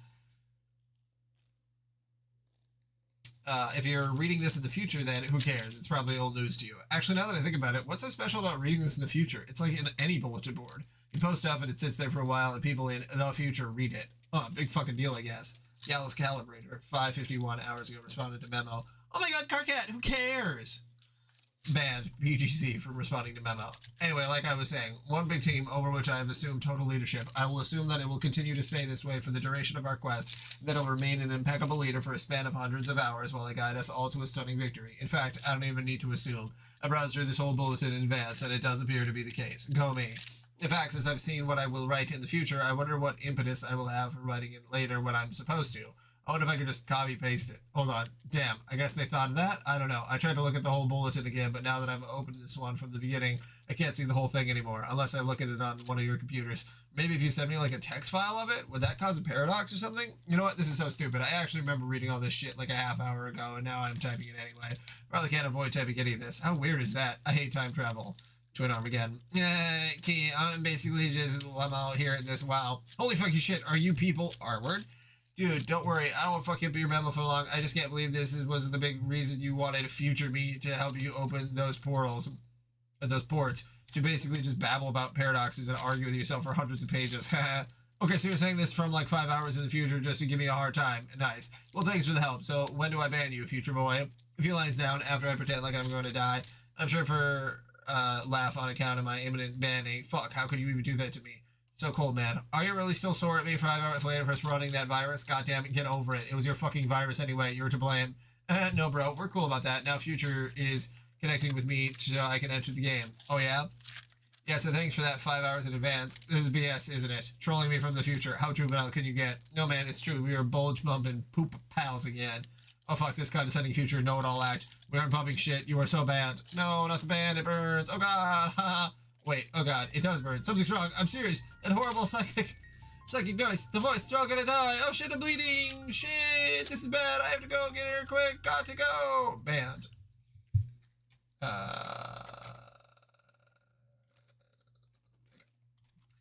Anyway. And so the porcine hoof belonging to the swollen hag known as Lady Destiny is stomped down their throat. Which one of you fuckers is next? Nobody? Okay, good. Although I'm fairly sure I remember someone else chiming in before I close this memo. You had disordered shit or prisoners can't keep your lascivious, oh my god. Oh my god.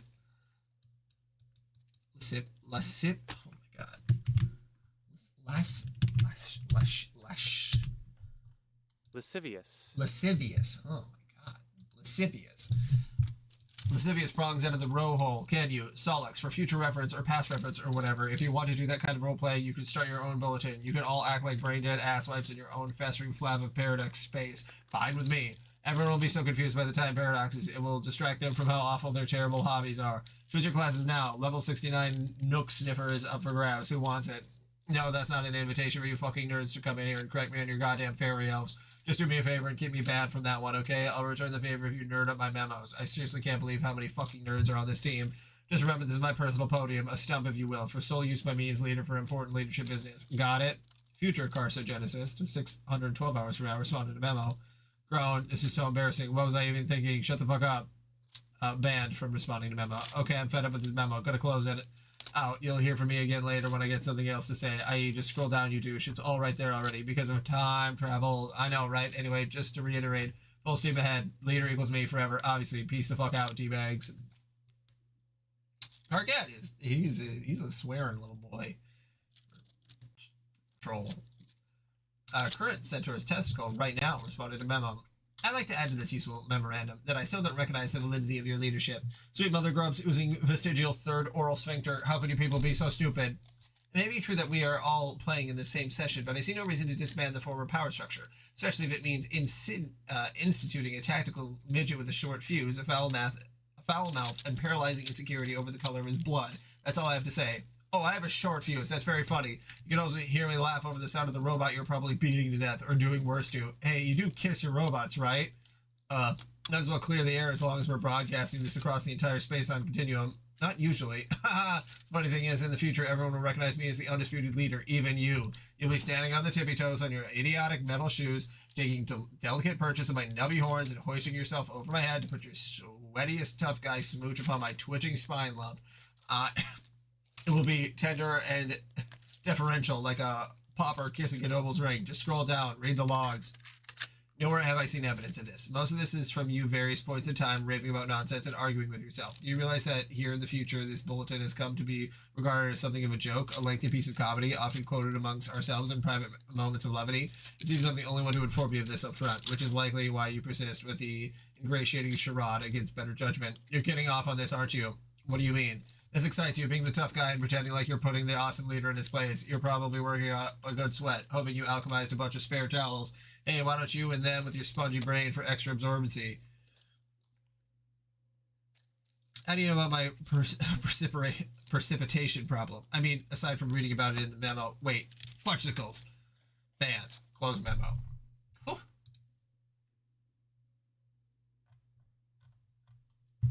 Queen helping killer so okay, wow, oh my god, dark text lady, I get it. No, I don't think so. Where are you then? Okay, sorry I asked. What? No, it's okay because I don't want to run out of red because red is the best and tastes the best. You're a strange and funny girl. Begin another memo. Oh my god. Okay. This is a good... We're going faster here. This is as good a time as any to start a new memo. In fact, it's a better time than any because according to the laws of chat client predestination, I don't really have a choice, do I? Fuck, it doesn't matter. It's still a good time to do it. People, we need to get organized here. Shit is getting serious. We are about to embark on Operation Registered.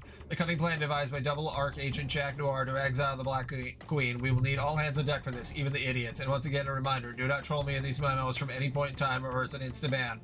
Also note to my future self, if you feel the need to say something smug, do me a favor and shove a throb stick in it. Just sit there patiently and wait for me to become you in the due course of time, thus improving your intellect drastically, or intellects plural. I forgot, there are a lot of you fuckers out there, all of you, just dip your shoots. I mean, seriously, like, there's nothing better to do in the future. It's the future, for God's sakes, a realm of endless fucking possibilities.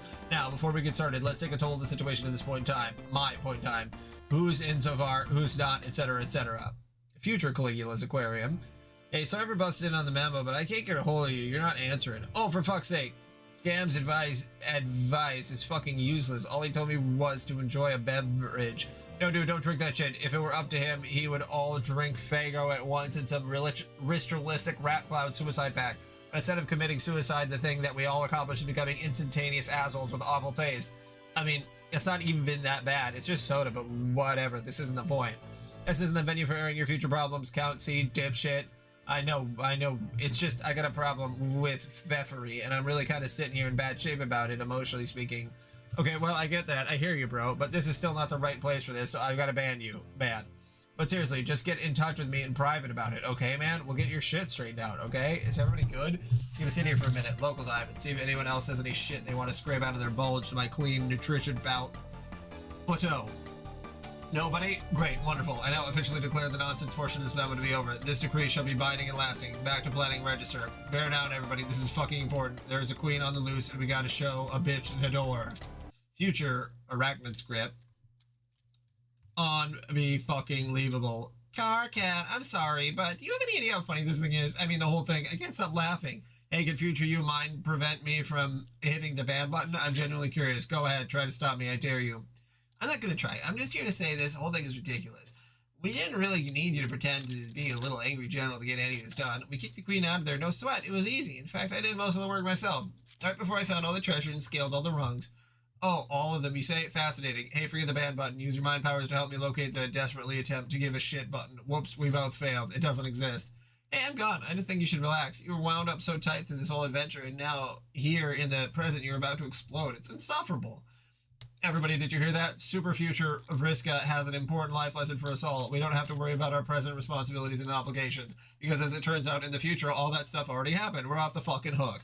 Time to relax. Let's all crawl into our cocoons and get busy stimulating our autoerogenous shame globes. First one to start a wank fire gets a shiny boon dollar. This is an order from your leader. Ha, bad. Later, FAG. Too bad the acronym wasn't HAG instead. It would have suited you much better, instead of that nonsense word. Maybe its association with you will colloquially cause it to take on negative connotation. What do you think? Maybe FAG will be the new burn, even though it really means nothing in our language. I don't know. This is stupid. Forget it. Okay, I'm rambling here. I'm aware of that. Future me, don't you fucking dare weigh in on this. I know what you're thinking. If I were future me, which I guess I am, I would read this and be all over it like, damn it, Karkat, what do you think you're doing? Get to the point. Future carcinogenesis. Yeah, pretty much. Banned. So I'm saying it to myself already here and now, so I won't have to later. Got it, you trenchant, backbiting pricks. Damn, I'm losing my train of thought. Maybe I'll pick it up again in a fresh memo later. I don't know if that's right, though, because I vaguely remember this one being longer than this. Past, adios, Torador. Hey! Oh, son of a bitch. I thought, since it looks like you're saying you're out of important memo stuff to say, maybe you can help me here, since I don't know where you are now, but maybe help me about a thing that has to do with a girl, like a romance thing you might know about.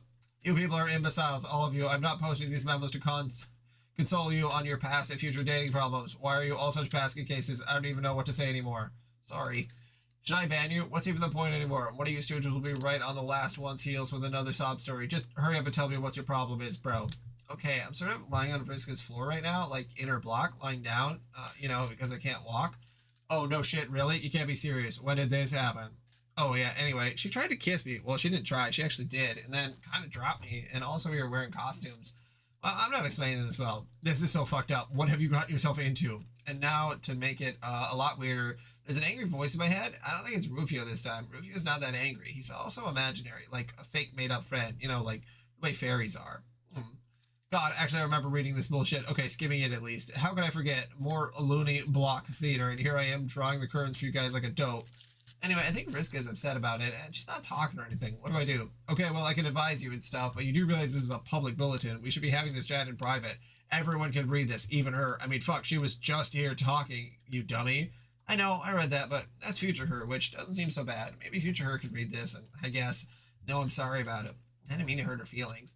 Well, fine, if you want to broadcast a trans timeline apology, then fine, but you should realize the future is kind of a wide open thing. I mean, she could read this like 2 minutes in the future as well as 600 hours. At that point, you would essentially be talking to present her, completely defeating the purpose of your spineless message in a bottle apology. Oh, yeah, I didn't really think of that. Arachnid's grasp. Hi.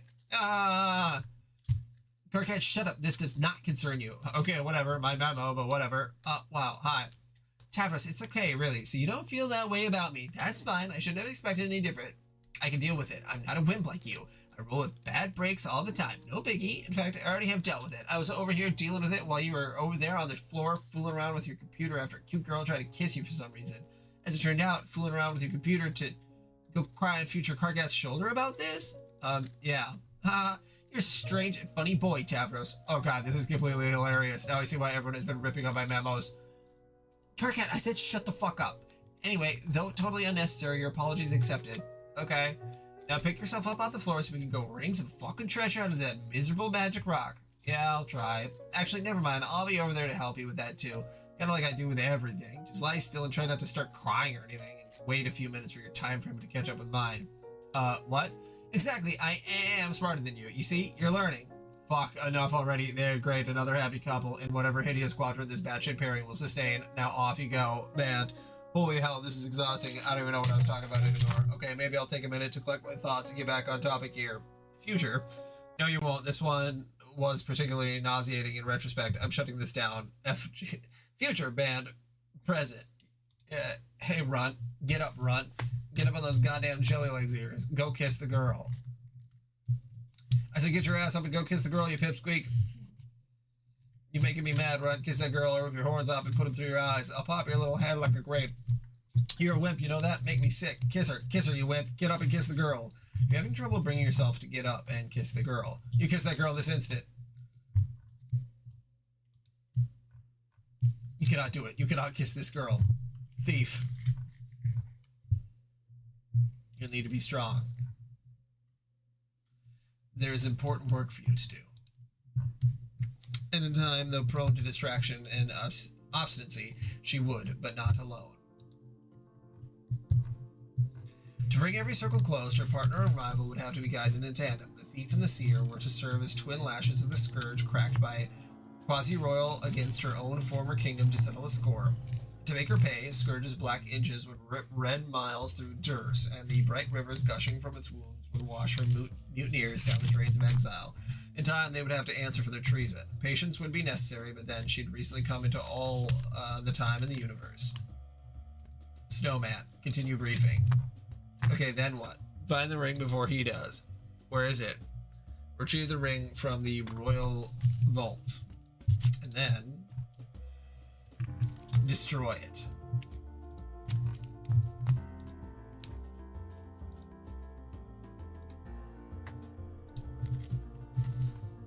Centuries ago, land of rays and yet right now the Sylph of Space was able to vacate the impact site with several features of her buried landscape in tow. She sits atop her session's dormant forge. Kanaya, reply to memo. Future carcinogenesis. 5 for now. Open memo on board. Team Adore Bloodthirsty. Fine then. Since Pasmi just banned Kermie from the presiding memo, it doesn't appear to give a shit about my future wisdom as usual. Looks like I'll just have to start another memo from scratch. Hey, Pasmi, go have a blast killing the king. I'm sure it will be awesome. In fact, it was awesome. Bang up job with that, dude.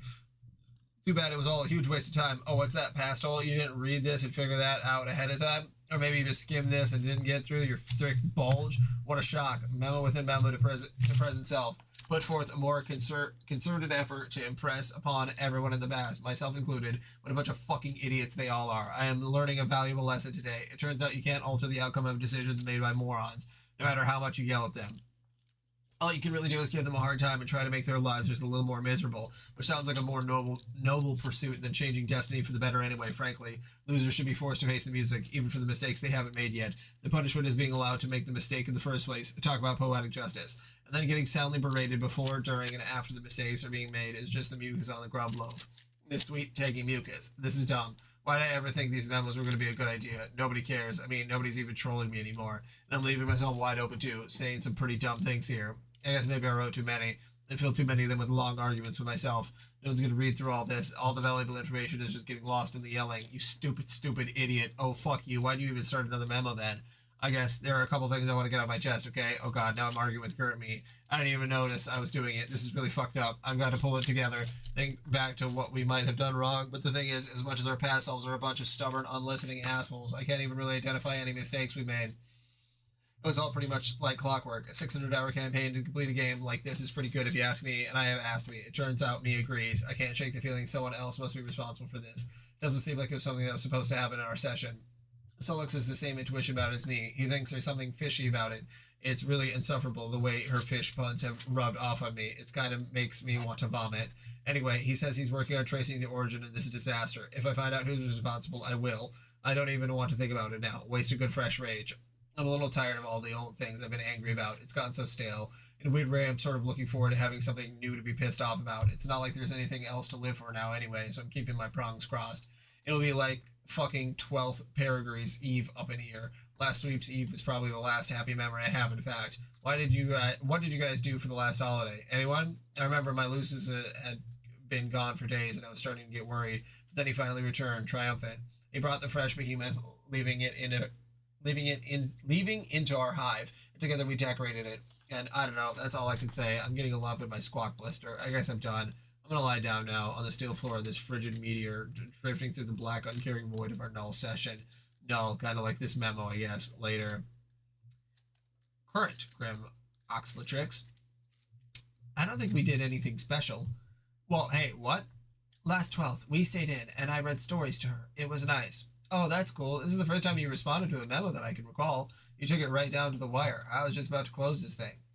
Yeah, I know. I wasn't sure if I was going to, but then I noticed a conversation in which I was a participant, which, as it turns out, is the conversation taking place now.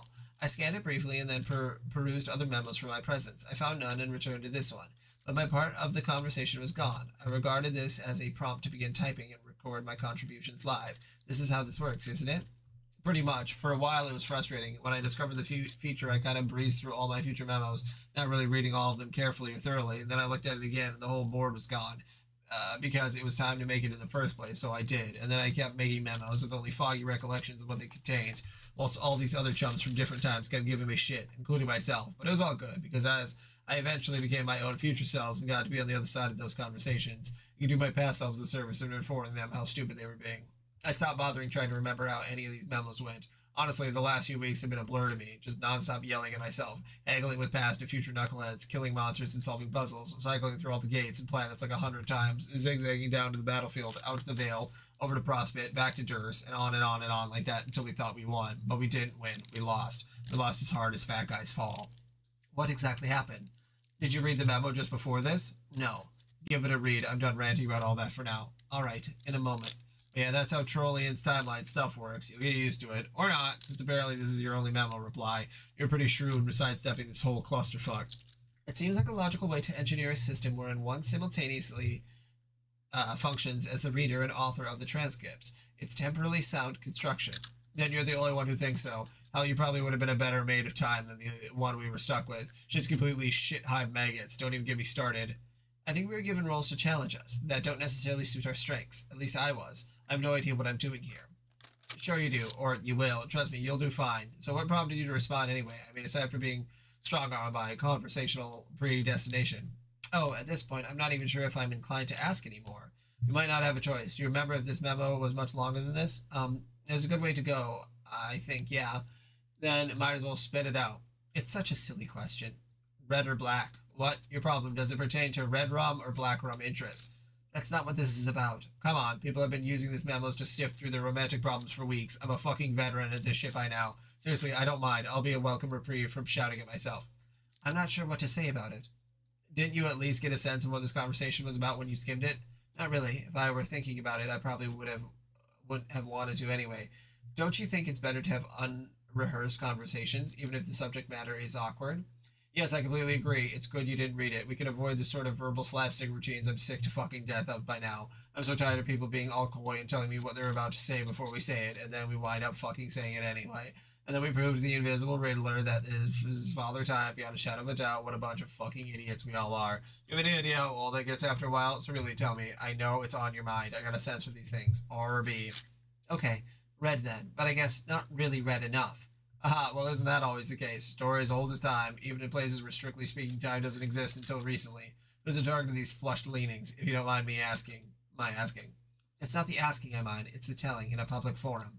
I don't think anyone's reading. Did you notice anyone else join in later? No, it appeared to be just the two of us. See, nobody cares enough to bother.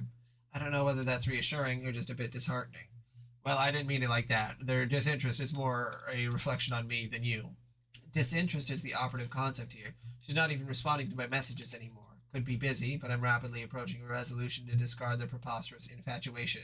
She? Well, I guess that narrows it down somewhat. Shit. If I think back on events knowing that I could probably piece it together. How about, if I agree to consult with you about it in private, we can drop it here, before you crack me like a vault, with your weird romance-sleuthing acumen. Alright, deal.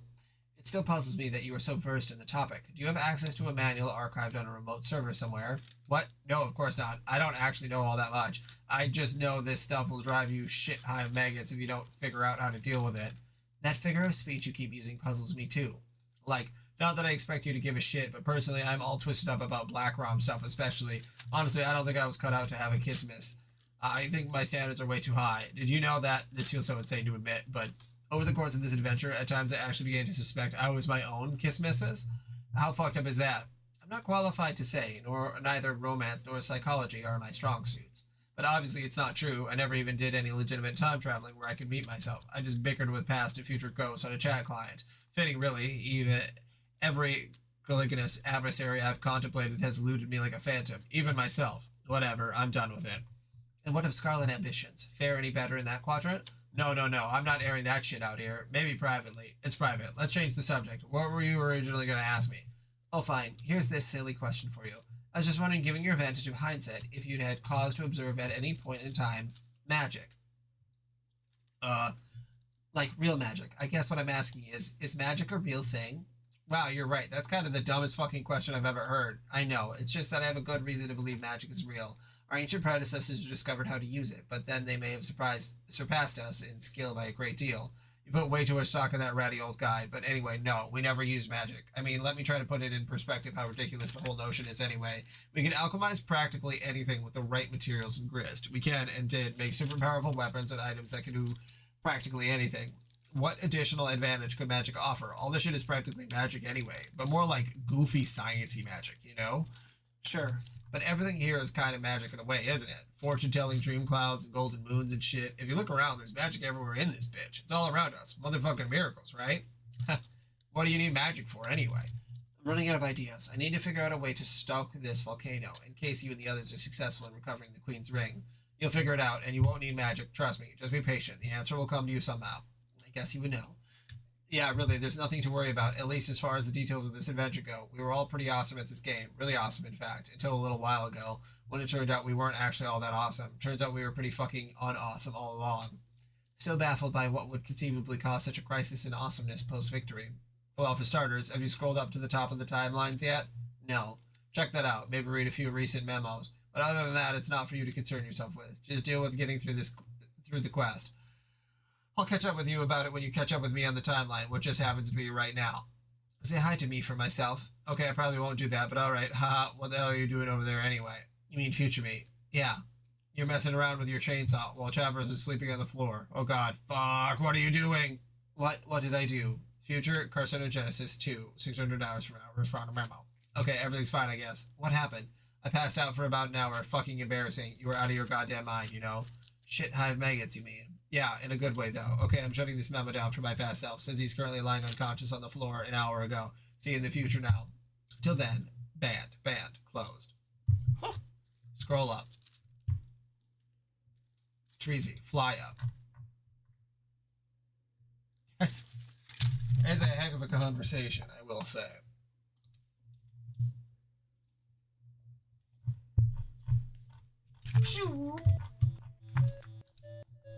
Sniff.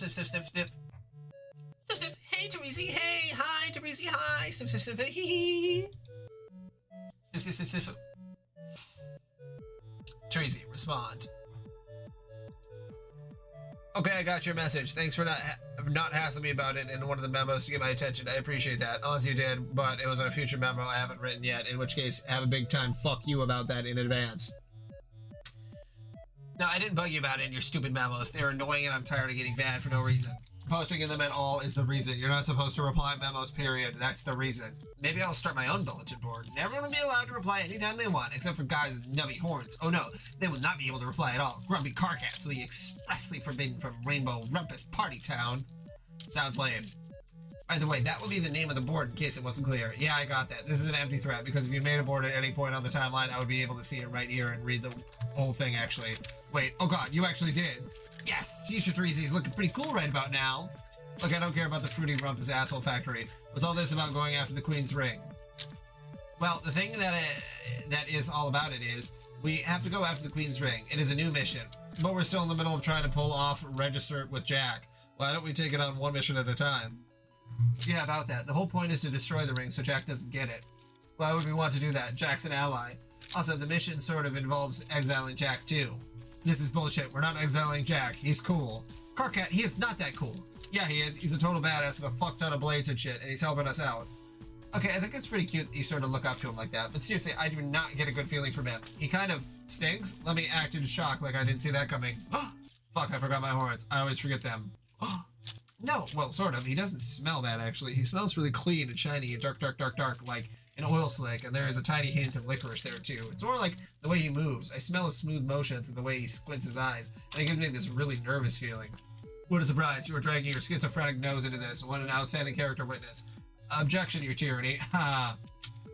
The bottom line is I'm not going to exile Jack because you believe you could smell malice off an interpretive dance. Karkat, he's a jerk. He has stabbed you on more than one occasion. Some of those stabbings were accidental. Okay, well, I know for a fact the third time was accidental. Anyway, you've beaten the shit out of me a few times yourself. But I didn't draw blood. I mean, I could have to satisfy my curiosity, but I didn't as a courtesy to you, since you still want to keep it a secret from me like a petulant little swiggler. Then I promised I'd tell you. I just wasn't ready, okay? Well, it's okay. I know what color your blood is anyway. No, you don't. Yep, I totally do. Lies. I've been very careful. Not like all you classless shitbags who slop your blood all over the place every goddamn minute like it's some sort of weird fetish. What? Blar. Hold on. What is it? I said hold on. Sometimes it's hard to pick out the letters from the hollow projection. I need to get a closer look. Are you licking your glasses again? I hate it when you do that. It's fucking disgusting. Not with whatever give you that idea. Get a closer look. Slurp.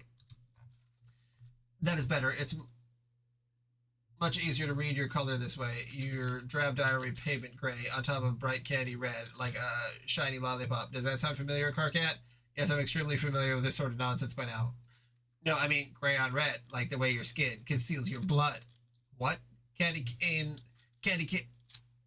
red, like your planet. You have strong cherry cough syrup in your veins. It is completely delicious. Who told you? Did Jack tell you? No, he doesn't talk much. I figured it out myself. How? I got a closer look. Remember?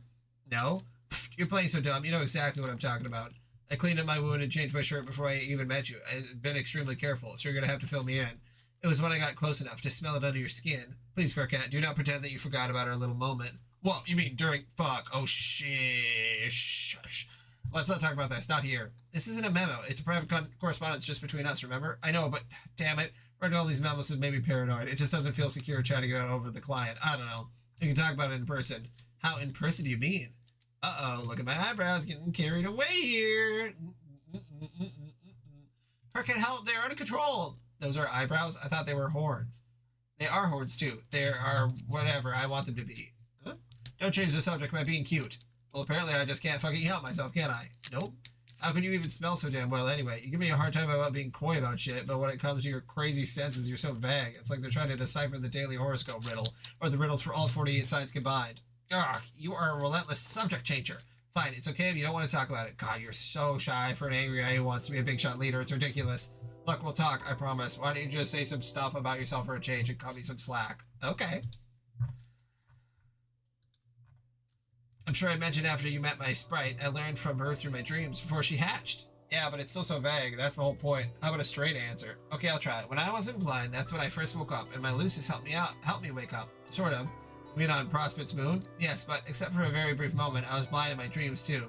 The dream self-image I project can't see, because I guess deep down I don't really want to. Why is that? Is it out of spite to Vriska? I know I'd probably be cool with it out of spite more than anything. No, not that there wasn't some satisfaction to being okay with it, grateful about it even. Making sure she knew that. But that's not it. The day it happened was the first time I ever heard from Lucis. She woke me up, and ever since has been teaching me a different way to see. A different way to perceive everything, I guess, not just in a sensory way. Okay, so why did you never tell me any of this? You wouldn't have gotten it. Even now, you still don't really. You have not even seen...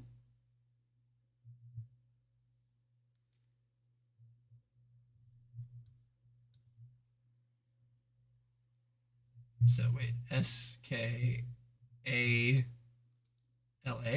Skaya? Okay. Okay. You haven't even seen Skaya yet. How am I supposed to wake up? I don't know. Something different does it for everybody. How many of us are awake now? How much of the future did you see before we started in the clouds like Kanaya? Also, how did you go blind anyway? Yeah, the big one with the blue clouds. It's just when it's in lead speak, it's it's like, am I reading it wrong? And the cloud's like, also, how did you go blind anyway? What did she do to you? I don't know why you're so cagey about this. I still don't see how she could blind you without being anywhere near you. Obviously, she can't control you, so what gives? Croquette, shut up. God, how about if I tell you about this stuff next time we are in person? In fact, I'll tell you when you wake up. Until then, I will keep tabs on you in your tower while you sleep like a little horny, honey pajamaed poopa nestled in his cocoon. Wait, let me guess. Do I look adorable? Actually, you look kind of like a big pile of smelly barf. Wow, what the fuck? Of course you do, dumbass.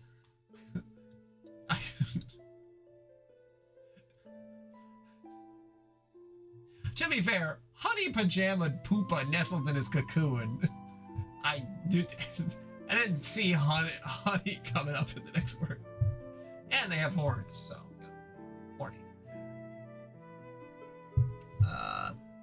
Okay, then, go to guess. Okay, I gotta fly. Don't worry about the ring mission. You can stay busy with Regislur. I will organize the new mission myself, later.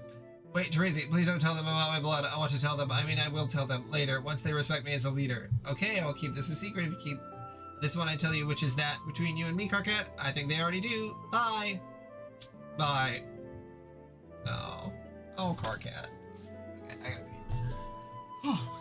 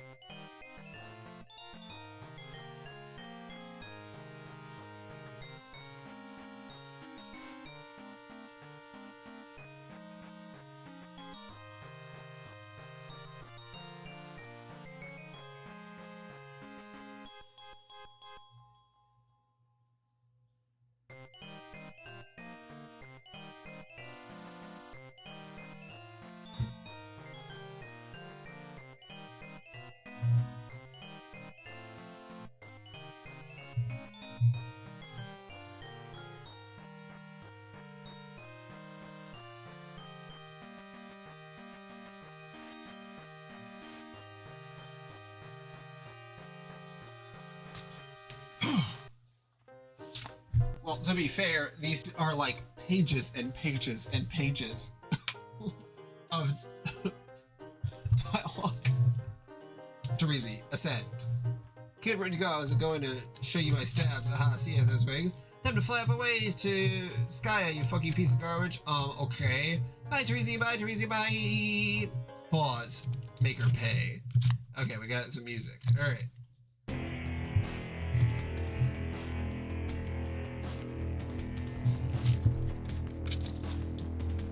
Oh!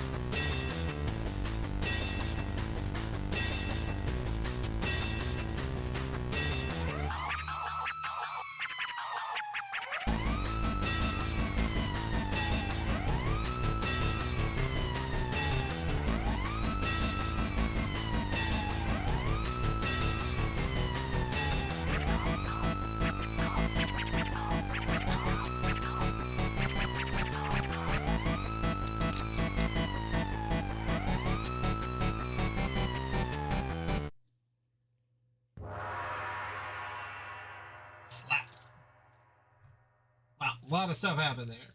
Goodness gracious.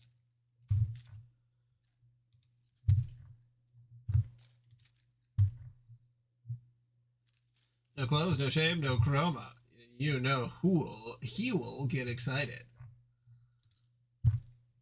Atta girl. Move this along. Someone needs to grab the reins in timeline management here. These delinquents waste too much time. Can't seem to conduct their business with any efficiency at all. Payback scenarios notwithstanding. There's always time to be made for a good comeuppance. Skip to the end. Quit bossing me around. I'm not okay with it. I know what I'm doing. That's what I like to hear. As you were then. Skip to the end. Future apocalypse arisen. 2:16 hours from now. Open private terms. I'm doing. Okay. This private board will and has already served as a log of past events for future selves to record and a guide of future events for past selves to follow. I'm not going to do a voice for this. This is too much. I don't know which half of its role has been or will be more important. Possibly neither is critical, since deviation for the course is mostly impossible and reflection on its traversal is completely irrelevant. But I'm typing this anyway because I'm bored again. Past. Responded memo. And here I was thinking we were finished taking orders from voices. We've only swapped the imperatives of the dead with those of our future selves, who are also dead. Yes, it seems that way. Oh well, it was an enjoyable reprieve from fatalism while it's lasted. I nearly managed to savor it, an error narrowly avoided then.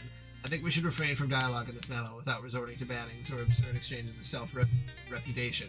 Yeah, I agree. I just thought I'd interject that and go. Okay. Solbot video log. We will and have already amassed an army to confront the Black King, an army consisting of our alternate future selves, each one rerouted from a doomed offshoot of the Alpha timeline, each given another chance at a constructive influence over the ultimate outcome. By the way, if you didn't know already, a future self returning to the past from a doomed timeline will always be slated for imminent destruction herself. It's one of the rules. And the unfortunate reality is, this will and has already been a mass suicide mission, or it would be, and already would have been, and if we all weren't already dead. Yeah, everyone, they're already dead. Okay. Mobilizing ourselves in such numbers would be required to neutralize the king's psychic attacks. It would take our combined concentration to dampen the abilities he inherited from Globulob. Without the cumulative effort of our doomed reserves, without the heightened mental and physical endurance of our robotic vessels, without the untimely demise we all shared before this began, victory would not be possible. He would kill us all without one dreadful sound. I don't know if it was just bad luck, or an extension. Hello, the John Egbert. Oh, that's... like... John Egbert! That's... my mom's stuff. Come by again.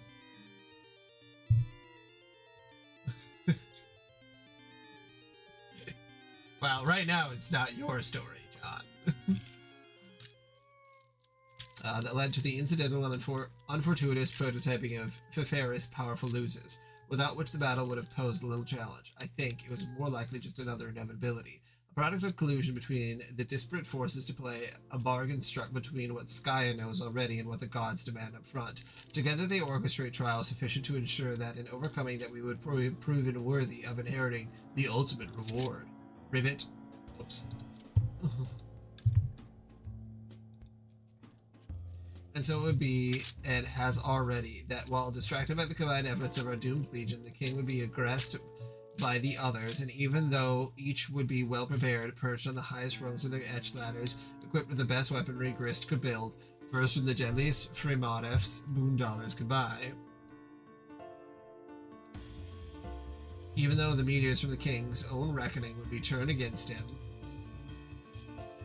and even with one impossibly lucky roll of the dice at the final moment, we would only narrowly succeed. But ultimately, we would prove our worth. And the reward would be within our reach. But only momentarily. Before we would be able to claim it, we would be interrupted by something, which would be ushered into our session by a rift in Paradox space. A rift which we would determine will be opened by 4 members of a fledgling species who will be playing in another session of the same game that we will and have already played. The rift will lead to the great undoing, without necessarily causing it, not directly. Such rifts are themselves supposedly benign, useful even. They are a cataloged phenomenon within the game itself, with the provided means of creating them and a wide range of scenarios for which it might be prudent to do so. This inciposphere, locals have a more formal term for them. They typically refer to such a rift as a scratch.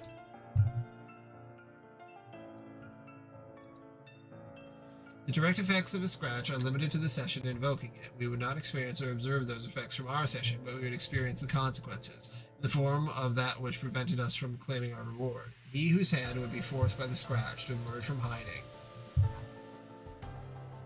But there would be no adequate way to prepare, even with all the foresight at our disposal, for a foe more powerful than the king we will and have already defeated, and for a demon who is indestructible, omnipotent, and enraged. While the rest of the party would abscond, our duplicates would buy us time. They would all be killed, again. All except for me. This is just as well, I suppose. What would we even do with all those copies anyway? We would return to the site of our hatching, so to speak, where we would hide, amidst a veil depleted by the reckoning, and wait, drifting in the wide orbit of our soon-to-be null session. Banished from the universe we left behind.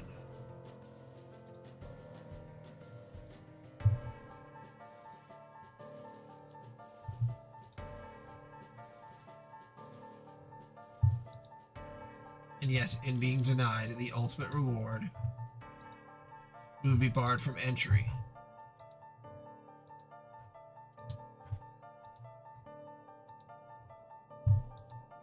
Into the universe we created. End of Act 5, Act 1. It's a very confusing way to put that.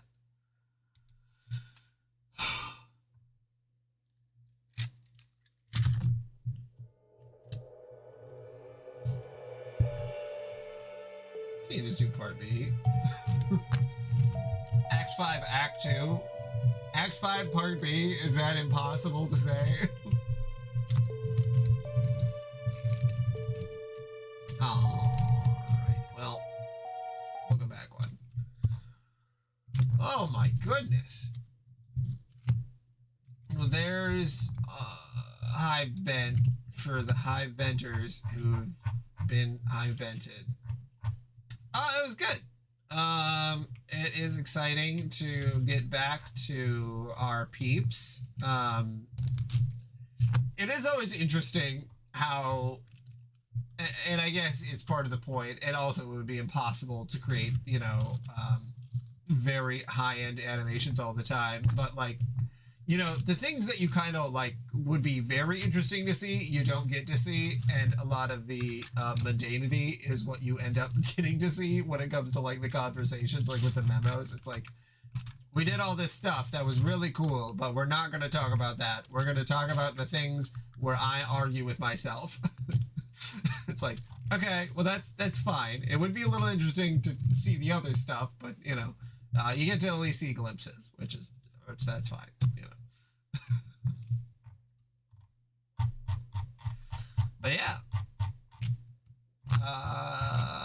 no, it's good. It's a good one. Yeah, in short form. Yeah.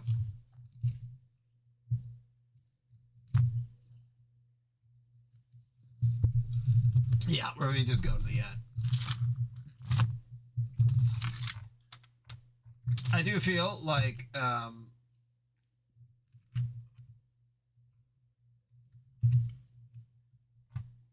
don't remember what I was gonna say.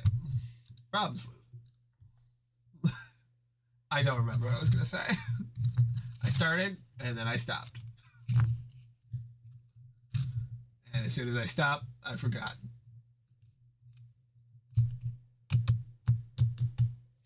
Well, that'll make it a little easier, for sure, to read. It's only 11:30. I got a half hour. I guess we'll just jump right into Problem Sleuth. Because, why not?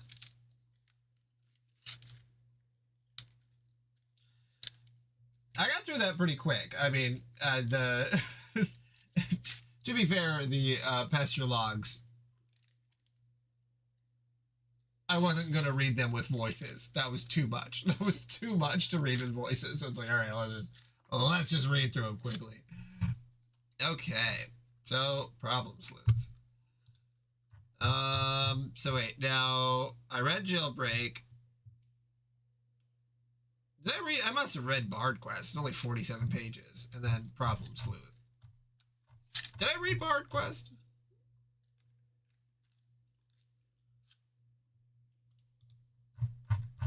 I must have. There's only 47 pages.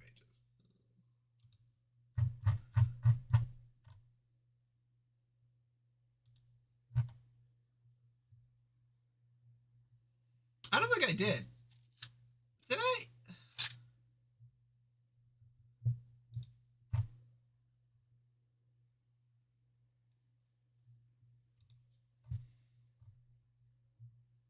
No, I didn't do this one. Okay, you're a simple bard invited to perform before a bored and grumpy king. Your hands tremble as they clutch your humble. It's okay, so it's like a choose your own adventure. Okay.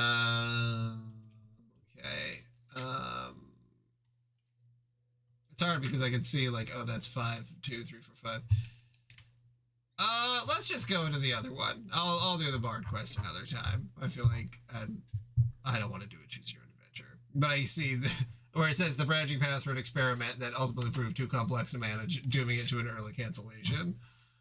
Because yeah, I don't want to do a choose your own adventure. This stuff is already enough already. I don't want to think more than read. I'm going to problem sleuth. We're in there. We're in it. You're one of the top problem sleuths in the city. Solicitations for your services are numerous in quantity. Compensation adequate. It is a balmy summer evening. You are feeling particularly hard-boiled tonight. What will you do? Quickly retrieve arms from safe. You've already got arms, numbnuts. Retrieve your gun. There are dames to be rescued. You are quite positive there has never been a gun in your office, and never will be. Frankly, the notion strikes you as reckless and foolhardy. Break through glass with fist to unlock door. Thud. You don't know why you're assuming the door will be locked. You don't usually keep the door to your office locked. Nonetheless, a guy this hardboiled doesn't go messing around with totally unmanly things like knobs. You send your meaty fist glassword. Thud. It seems there never was a glass element to the door, or it was just a piece of paper taped to it. Take the piece of paper. Homepage.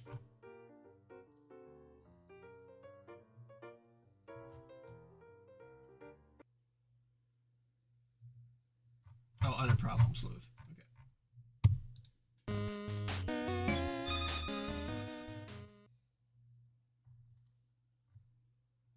Oh, that's to, okay, I see.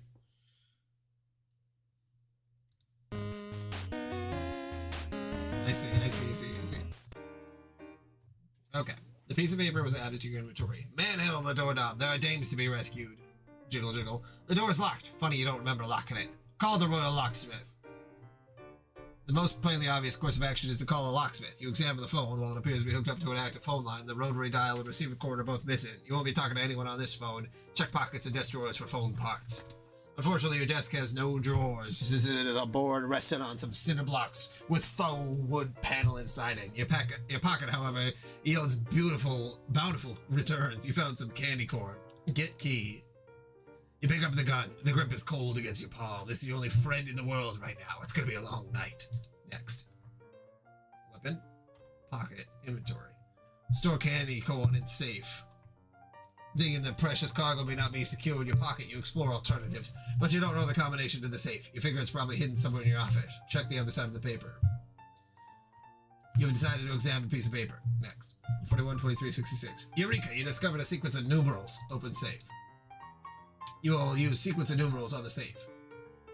The safe doesn't seem to work. It appears to be a replica of a safe's facade, concealing something beneath it on the wall. Next. There's a painting of a clown under the safe cover. Look under the fake wood paneling on the desk. There's a flask of whiskey under the desk. Get your flask. You pick up that flask of whiskey. Drink the whiskey and remember the good old days. How do you expect to drink from the flask of whiskey when it's not in your jacket pocket? Exchange gun for whiskey, then drink. Wham. You swap the key for the flask of whiskey and wield it accordingly. Ow. Ow. You tumble backwards onto your desk. Use the key of the door and open it. You re-equip your gun so that you can blow a hole in the lock to open the door. Looks like your gun only has one bullet left. Are you sure you want to use it this way? Might need it in case you have to off yourself later. Check what is taped to the bottom of the phone. Arg! Blam! As you stoop to look at the bottom of the phone, your finger slips and you blow the lock off the door. Never mind, what's under the phone? Busts are us. A good way to get ahead. 5318 boob. It is a business card for Busts R Us, probably a brothel, considering the lame double entendre slogan in the phone number, which, if turned upside down, spells boobies. Take card. You put the Busts R Us card in your inventory. You also put the phone upright and back on its hook to make sure you don't miss any important calls for would-be clients. Walk out of the room through the now unlocked door. Push. The door still won't open. It appears this was never locked in the first place. Something must be obstructed its path. Look through the newly made hole in the door. No wonder the door won't open. Blocking it is an enormous and magnificent bust of Ben Stiller in his role as Starsky in the 2004 Retro Mania comedy remake of Starsky and Hutch. Lying on the floor appears to be an unfortunate bystander, an employee of Busts R Us. He was polishing the bust right in front of your door for some reason. Take the bust sunglasses. You can't reach them. In any case, they're probably just a part of the statue, not actual sunglasses. You spend the next half hour trying to reach them. Take a closer look at the mysterious clown picture. The painting is exquisite. There's something funny about his eyes, though. Light seems to be shining through from the other side. Look through the eyes of the clown. It's too bright in this room to see anything in there. You do think you hear a voice, though. You can't tell what it's saying. Throw a cinder block at the door. Clunk. You're so angry about not being able to reach those sunglasses, you're about to lose it. You first consolidate all the scrap wood into a neat pile and hoist the block towards the door. Next. It sounds like something was knocked loose on the other side. Peer out the window to see what floor you're on.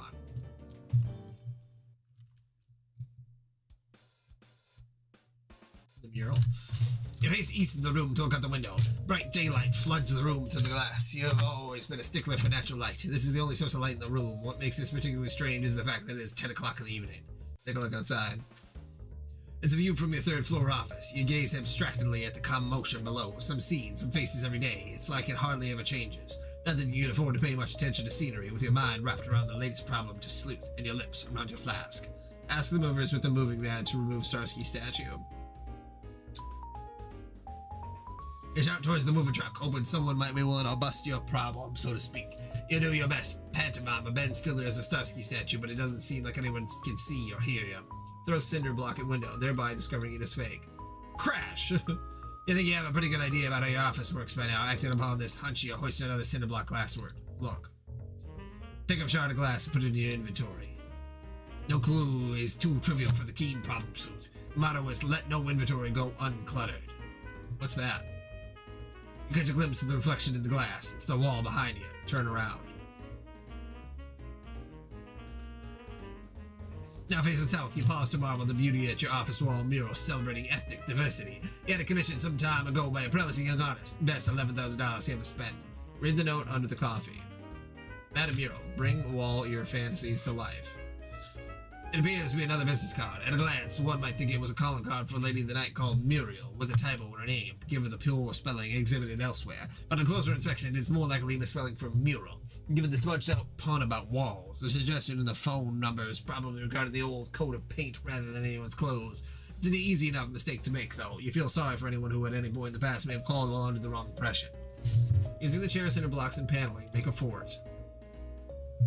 You stash the Madame Miro card in your inventory and set upon making a real cool fort in your office. It is complete with a front step and a chimney. You're really proud of your craftsmanship. Use your imagination to play make-believe. Inside your fort, you're only bound by the walls of your imagination and several small pieces of particle board. Fantasize. This one being a candy corn. He's got some steaks, he's smoking, he's got it looking good. This is what being a hard-boiled problem sleuth is all about. It's about being a strong, silent type, oozing with confidence, charisma, and other fine qualities, such as not being trapped in your own office. It's about having a working phone, a real desk, not one, but 2 steak dinners, and some hysterical broad on the line yakking about some fella she's got troubles with. It's always the same thing with dames. You comfort yourself in your sublime fantasy by now and then saying things into the phone, such as, now calm down a second, toots. And hey, take it easy, sweetheart, I can barely understand what you're saying. Ring, ring. Your call is rudely interrupted by a ringing noise. You can't be on the phone because you're already on it. Ring, ring, ring, ring. Something is ringing in your office. Check it out. Ring, ring. Answer the phone in a very hard-boiled way. Pick up the phone and mutter some impatient greetings into the useless receiver. There's no response. Looks like you just lost another client to technical difficulties. Throw the devil phone out the window. Throw. You're fed up with your shitty phone. It has screwed you out of a case for the last time. Go look. You're probably going to need to get that back somehow. Crack open a window. Slip. Even though the window is broken, you decide to open it. You slide the lower pane upward, but the whole window frame seems to slip from its anchored position.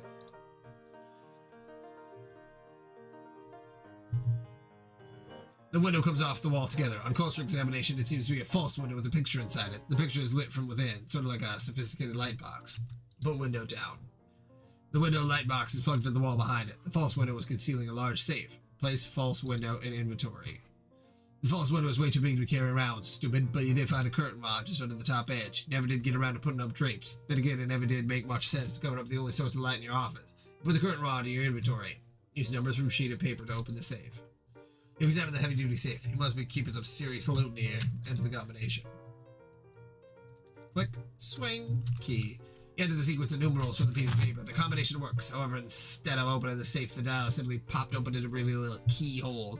It looks like it requires a key that looks more like a house key or a car key, rather than any of those old-fashioned looking keys which tend to be littered all over video games, which you're quite sure you have never seen once lying around in your office. You don't need this piece of paper anymore. Crumple it up and throw it away. You discarded the piece of paper. Shoot safe. Your key is out of bullets. Get center block and phone receiver out of false window. It's a long way down. You'll have to think of a way to reel them in if you want them back. Unplug the window to conserve electricity. You unplug the false window, which is probably burning through electricity with its powerful fluorescent bulbs and strange spatial warping properties. You're not made of money. The room goes dark. Look through the eyes of the clown. With the room darkened, you should now be able to see through the painting. Gadzooks, it's another urban mural. This one is particularly unpleasant. You have a feeling it might have been placed there just to annoy you. You hear a voice from the other side. It's hard to tell what it's saying, but you think you can make out the words toots and sweetheart now and then. It's hard to tell how far away the mural is. The clown's eyes are so close together you can only see through one at a time, limiting your depth perception. You wonder what kind of freak this painting was made for. If only it had some sort of thin, extendable implement to poke through the hole to tell how far away it is. Push the curtain rod through one of that clown's eye holes. Tip. You feel the curtain rod bump into something not too far into the wall. You look at the unobstructed view. Starsky, Huggy, Hutch. That's another. It is the adjacent office. The man at the desk is talking to a client about some sort of problem which requires sleuthing. And it's your loathsome arch nemesis, Ace Dick, is always scooping you on the best cases. That poorly son of a bitch makes your blood boil. Shout insults at Ace Dick through the clown painting. You shout, but he cannot hear you. The walls may be too thick, or he's just engrossed in his conversation. It sounds like he's arguing over a misunderstanding about the nature of the services provided by Busts R Us, and an alarming large bill for those services. In the darkness, you stub your toe on the false safe cover. You utter more profanity. Plug the damn window back in. Inflated electric bills or not, you're getting sick of stubbing your toes on things. Drop kick the door. Kick. The door bears the brunt of the bottled-up shitstorm brewing within. Examine aftermath of shitstorm. Jingle. The key, which you can't actually see and don't actually know is there, jiggles a bit. You'll have to throw something heavier against the door if you want to knock it loose. Throw a cinder block at the door. Plug. You take the cinder block, which is formerly your fort's front step. Inside, you can stand apart with it, because you've been stubbing your toe on it constantly since you built it. Plug. The key still won't jingle loose. Looks like you'll need to throw an even heavier object at the door. Check out what's on the false safe. F-U Ace, more like Ace. God, he loves the R word. Dumb. Since Ace seems so intent on being able to see into your office, it looks like you put up something for him to look at. Take the note. He stashed the note to Ace Dick. Investigate coffee machine looking out into the corner. It appears to be some kind of heating unit to keep the coffee hot. It looks heavy. Pick it up.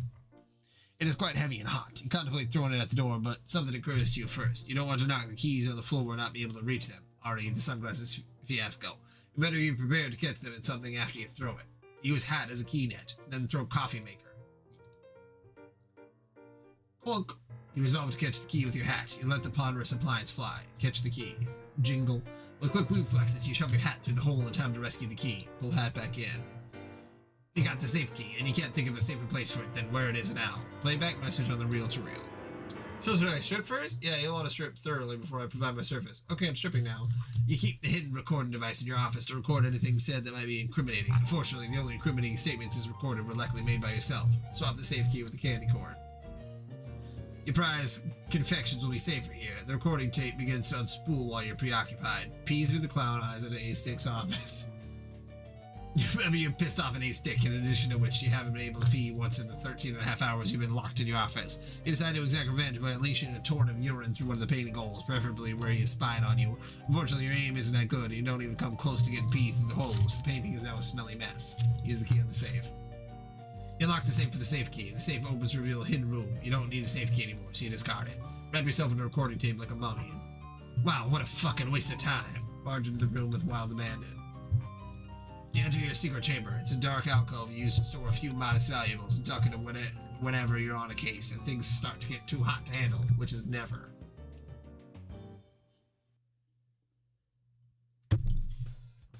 Check out the paper on the floor. Fuck off, asshole. It appears to be a note delivered to you from A-Stick. It smells a little like pee. You hate him so much. You stash the unpleasant note in your inventory. Play a haunting tuba refrain. You can't do it. The tuba is filthy. Check out the paper on the wall. Secondhand pornography. Handling your dirty instruments since 1920. Rusty trombones, filthy tubas, funky trumpets, and more. Sax. It's another business card for an intriguing trade. Some of these services sound really exotic, but guard your inventory. Get in dummy elevator. You climb into the elevator, sometimes called a dumbwaiter. It's pitch black inside. There's only one direction to go. Go down. The dumbwaiter goes down a little bit and stops. This is as far as it goes. The interior is somewhat illuminated from light coming in through a slit on the wall you're facing. Looks like you can slip objects through it as long as they're narrow enough. Peep through the slit. It's hard to see anything through it, but you hear a voice again. Listen. It's A-Stick's office again. He's still on the phone and sounds really surly. He seems quite upset about a mix-up involving large stone busts instead of some other service he believed he was getting. Next. Bus are us. Cutscene. We'll polish your head for no extra fee. He seems to be wondering if he has the right business card. Feed your Bus or Us card through the slot. Floop. Right into the big mouth. You deposit into the slot the Bus or Us card, but pee on the card beforehand. A little too late. You realize you should have peed on the card to stick it to Ace. You decide to pee on it anyway. This is right through there. Cutscene. A-Stick picks up the card and puts it in his inventory. He considers the card carefully. Next. He calls the number, hoping this one will bring satisfaction.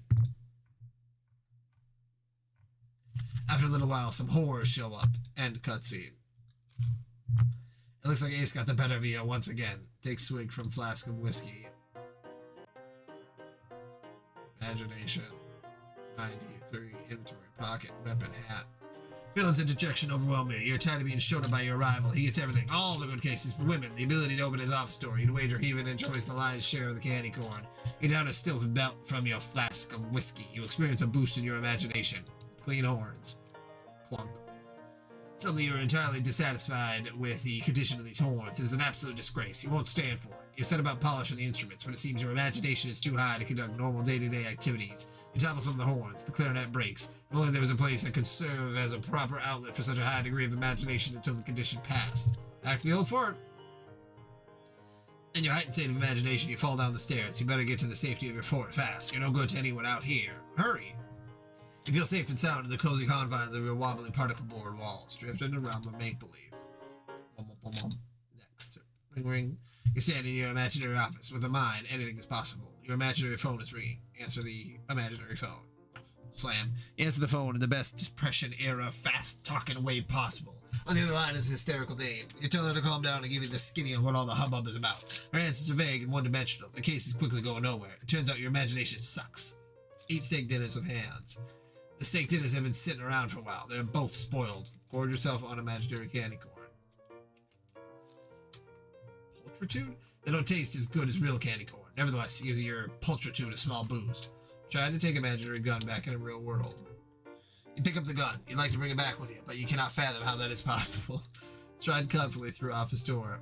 You exit your office, into the hallway. Go harass A-Stick.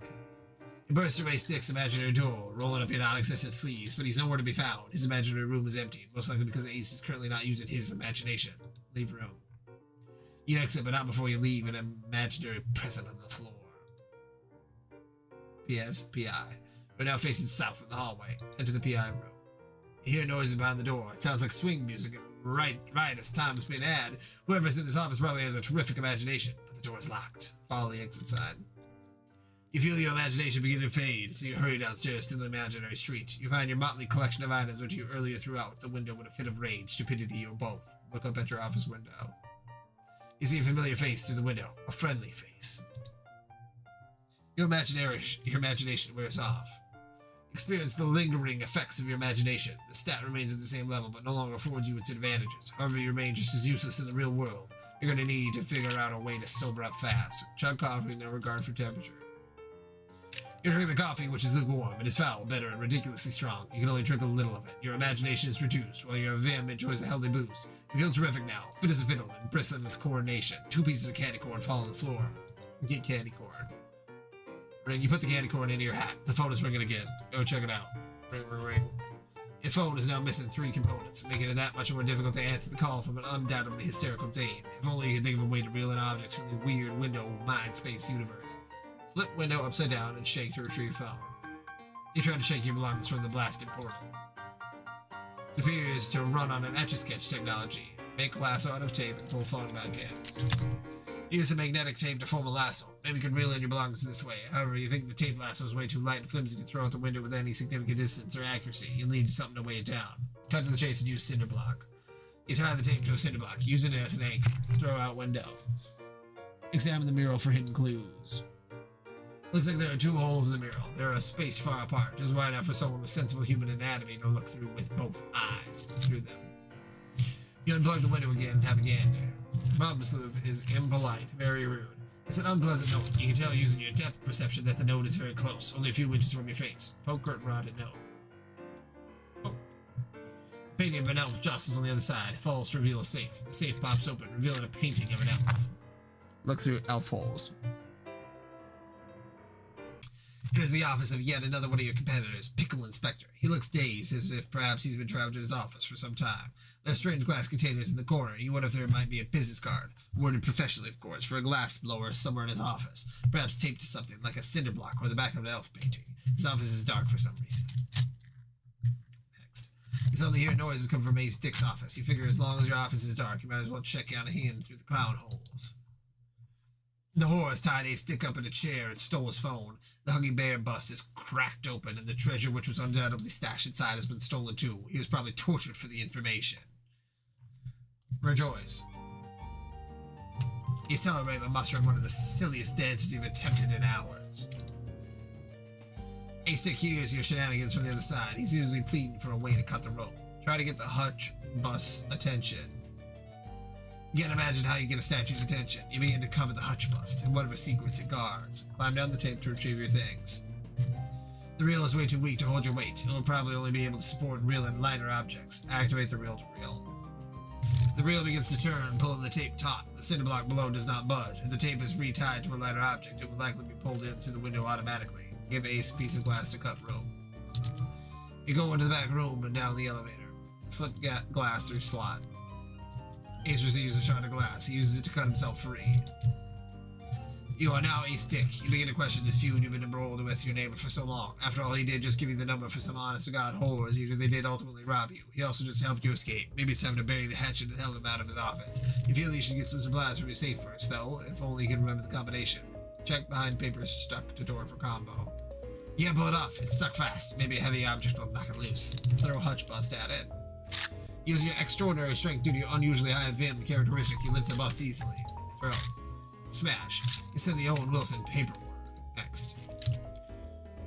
The bus crashed through the window, knocking out an employee of Madame Mural. He was wheeling a portable scaffold into place to prepare for some mural work. It looks like he's in bad shape now. The hutch had cracked open, exposing riches. It looks like one of the whores may have taken Starsky's sunglasses. The scaffold continues rolling, coming to a stop in front of your door, jamming it shut. You're now trapped in your office too. You and Problem Sleuth will have to work together if you want to escape. Proceed commands for Ace Dick with AD, and for Problem Sleuth with PS. AD, reach the window and move scaffolding out of the way. The scaffolding is jammed in place. It seems the brake for the wheels was triggered after it came to a stop. You can't push it away either. The top just bumps up against the ceiling. There's no climbing out of the window with your portly frame because of the scaffold bars. Unless someone comes to help you, or you find a blowtorch to melt through the bars, you're probably not getting out of this office anytime soon. Nice try, though. Okay, forget it then. Pick up Tommy gun. I beg your pardon? Get the phone pieces sitting around. You put the phone parts in your inventory. Slip PS his phone parts. You slip the phone parts to the slot to an awaiting problem sleuth. But he is not waiting for them in the dumbwaiter. The phone parts fall somewhere into the dark shaft below. Nice work, bonehead, make fuck up. Look inside Huggy Bear statue for riches. There's a hammer on the broken Snoop Dogg bus. Oh, sorry. That's me, fiddling. There's a hammer in the broken Snoop Dogg bus. You place the hammer in your inventory. Fiddling around with fidgets. Next, climb halfway out window, then unplug window. No, wait, don't do that. You're not sure what you were thinking. The window loses its extra-dimensional portal properties and severs you midway through. You are dead. Not sure what you were thinking. Check behind clown poster. Behind the poster is another clown drawn directly on the metal. Under the paper is a long game code. There's probably a code you can use to return to a particular state in the game. You put it in your inventory. Pounce on keys before they disappear. You pick up the ring of keys. Okay, cool. On with your Tommy gun, you are one hard-boiled lug. Nobody mess with this tough guy, see? Go into dumbwaiter so you can receive an item. You go down the dumbwaiter. Ace Stick tries to give you an item, but the hammer is too big to fit into the slot. Ace gives you all his business cards instead. In return, you give him your collection of unpleasant notes. Examine notes. Fuck off, asshole, asshole. Stupid butt. Smells like a butt. 133.91. You recognize both of these notes. You wrote and delivered them to your neighbor to get his goat. One of them has something in the back. He wrote a rebuttal on the other side and taped it to the back of his fake safe for your view and pleasure. Luckily, the combination to your safe is on this paper. You carelessly composed your note on this document without noticing. Use it to open save. Into the combination. The smaller compartment opens up to reveal 3 old-fashioned keyholes. Go look through Big Painting to see what PS is up to. You have to unplug your large panoramic window from its portable generator first. Unplug window. Look through holes. Candy corn vampire? Ugh! You toggle backwards on a particle board desk. It was supported by a couple of smaller busts, including one of your favorites, Snoop Dogg from Soul Plane.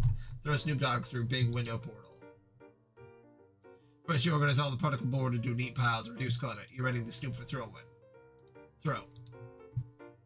The bus crumbles against the rigid surface of the unplugged window. There isn't no break in the plane unless it's plugged in. Amidst the rumble is a couple pieces of candy corn and a small key. Examine the cruet next to the Snoop Dogg bust. First, you plug the window back in so you stop stabbing your toe on things. Stubbing your toe is known to be brutal on your pulchritude stat. You pick up the cruet of brandy. Examine rope. You pick up the rope. Use Tommy gun on safe keyholes. Use your ring of keys to unlock the keyholes on the safe. Next. The ring of keys blows a hole in the safe. The safe is open. Throw hammer through window. Now that the window is plugged in, you may effectively vent your rage with a heavy object. The hammer shatters the glass and falls to the street far below your penthouse office suite. Oh, it's the same portal. Oh, and when he died before. 80. Get candy corn in preparation for your vampire act. You pick up candy corn and small key. Look through clown picture at Ace. Candy corn vampire. Ace Stick ate the candy corn. He's an unimaginative lout and an all-around wet blanket. Next. Ace enjoys a small boost in pulchritude from the candy. His modest pulchritude gauge is now maxed out. He inadvertently swallowed the small key along with the candy corn. It is now safely stored in his stomach. Build for it. You figure it's time to do something constructive for a change. Your stout bunker of particle board is a smashing success. The Zoolander chimney is the jewel in its crown. See what you have stashed in the safe. You can't reach the opening. You would stand on the chair, but you don't think it's quite high enough. Besides, it is now built into your fort, and there's obviously no going back. Throw fort out window. That's the stupidest idea you've ever had. Use a bus stand as a step to access the safe. By stacking 2 bus stands, you can easily reach the safe opening. Go in. It's your secret hideaway, a great place for ducking into when being persecuted by unscrupulous whores. Acrid fumes from the room fill your nostrils. Go up dumbwaiter.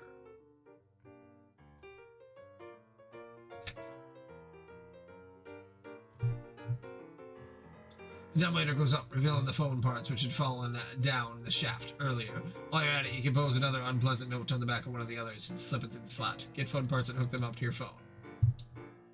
Your phone is now 2/3 complete. It is ringing again. You're gonna need that receiver.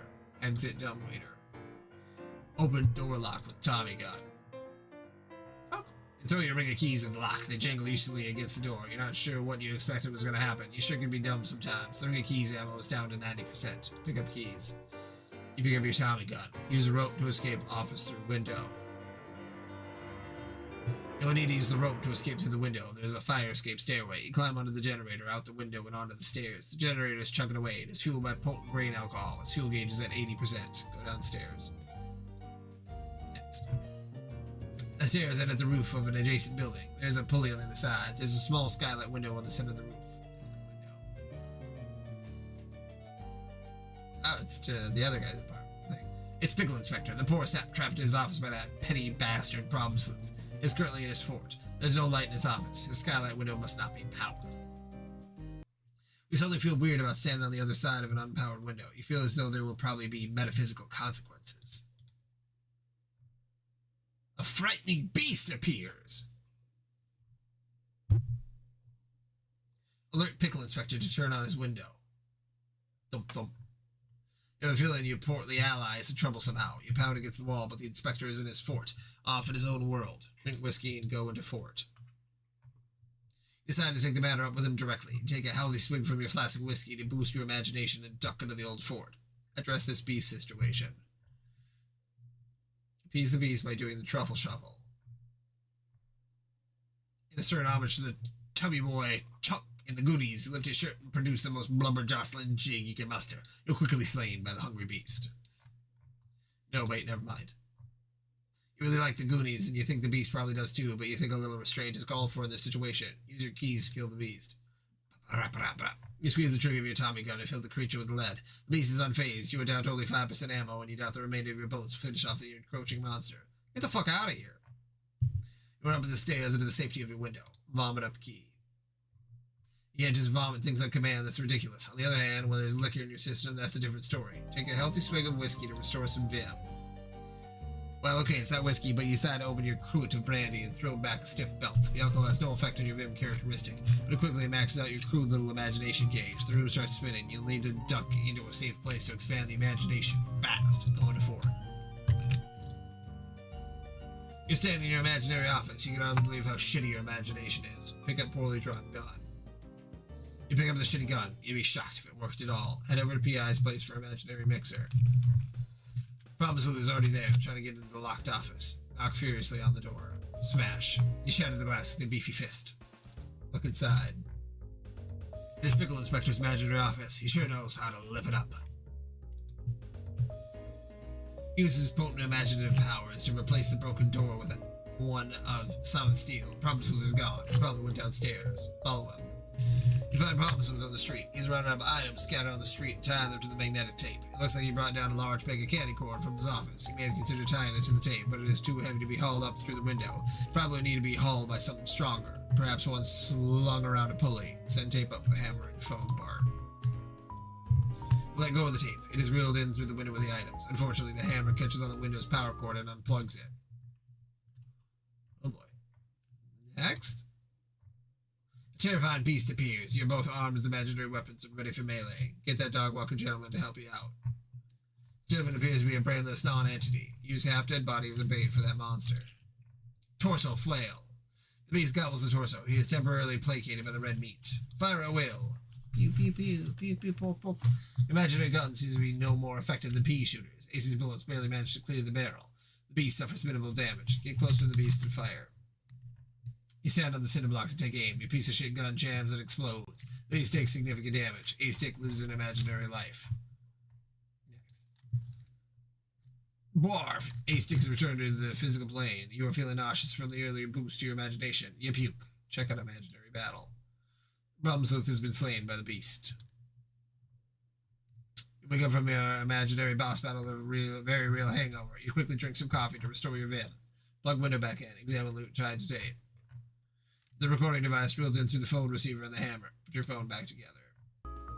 Finally, you can field some Phone calls from flustered broads. You put the hammer in your inventory. Call PI with newly assembled phone. You don't know Pickle Inspector's number, or if he has a phone. Besides, your rotary dial appears to have strange symbols on it rather than numbers. You vaguely recall seeing somewhere the sequence of symbols star, heart, horseshoe. However, you can't quite remember the symbol star, heart, horseshoe. You'll need the piece of paper with star, heart, horseshoe written on it if you wish to remember the sequence star, heart, horseshoe. Search through your vomit to find your key. You pick up the small key. Check if the key works on the lock in the safe room. You unlock the door. You unlock the lock and open the door. Powerful fume was wafting in your nostrils. Use the hammer to pry boards off door and safe room. You pry the boards with a hammer, but before you can pry any off, the door swings open. Away from the boards, it seems the boards never actually served to obstruct the door in the first place. Examine rooms. Chapter 4 of 22. Last time I remind you to save. You're on your own from here. You are now Pickle Inspector. Look around room. You examine your surroundings. Your door is blocked by something. Judging from the marks on the door, it looks like you attempted to open it with some sort of weapon. There's a hairpin on the floor. Pick up hairpin. You equip the hairpin. Okay, sweet. Armed with a machine gun, you are an unstoppable murderer machine. The heavy weapon is perfect for satiating that burning desire to fill something with hot lead. Next. You drop the machine gun. Your Vim characteristic is way too low to carry around such a heavy object. Take a look out hole and door.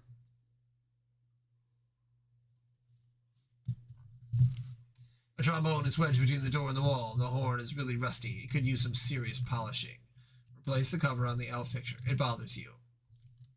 You're trying to push the safe closed, but it's too heavy. Your Vim is not nearly high enough. You're not sure where the elf painting cover went. Perhaps an elf took it. Elves may or may not be real. Eat Smarties to boost Vim. They're not Smarties, they're Tootsie Rolls. Become homoerotically interested in your fan. You attempt to move your fan by turning it on. However, there's no electricity in your office presently. There's a card taped to the fan. Look at card. Glassblowers Inc. Offering glass creations with no erotic connotations whatsoever since 1905. Seriously, we just make things out of glass. 1-800-BLOWHARD. Place the Glassblowers Inc. card in your inventory. Become homoerotically interested in your fan. Andrew Hussey becomes aroused by fans of MS Paint adventures. Way to break the fourth wall, numbskull. Dance. Dance, dance, dance. Everybody dance, dance, dance. Everybody dance. Yeah. A stick enters the back room. There are a couple of stills. One is for making illicit liquor during the Prohibition era. Another is for making another sort of substance, possibly also illicit. All of the liquor appears to have been stolen. There are some handgun bullets on the floor. There's also a target painted on the ceiling for some reason. Loud swing music and lively footsteps are heard from the room above. Problem Sleuth enters the back room. It appears to be a storage room for various instruments. Mysteriously, most of the instruments have been plundered from the room. Hung on the wall are portraits of some legendary jazz musicians. You regard them with awe. Loud swing music and lively footsteps are heard from the room above. Take a hearty swing from mysterious bottles. The first bottle contains illicit moonshine. The second bottle contains hot sauce. The third bottle contains your own excrement, saved up for prolonged officer entrapment. You take a swig from one, but you seem to have misplaced your handy drinking implement. Load keys and use on target on ceiling. You pick up the handgun bullets. They're not compatible with your Tommy gun. You'll have to use the remainder of its ammo if you wish to fire it. Okay, fire a Tommy gun at target. You point the ring of keys, target war. Cutscene.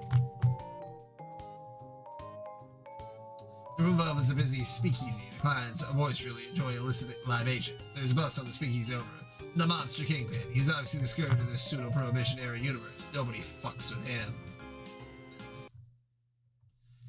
Bullets pierce the floor in a semicircular pattern around the bus. The patrons flee in front of the exit. The exit is now barred through some automated security mechanisms, probably to prevent meddlesome coppers from barging in. The gunfire ignited the potent fumes from the stills. The room is on fire. The ring of keys is out of ammunition. Break the glass in the door, dislodging the trombone. You take a limp-wristed swing at the glass, but it seems there's no glass in the doorframe. You tumble through the opening. You're in a small room with an elf. The elf possibly guards secrets. And a switch behind him. Okay, I think that's good. I think that's what I got in me. I was trying to get to 250 because I thought that would be a solid, solid cutting off point. Was there 1,600 pages? So 1/8 in.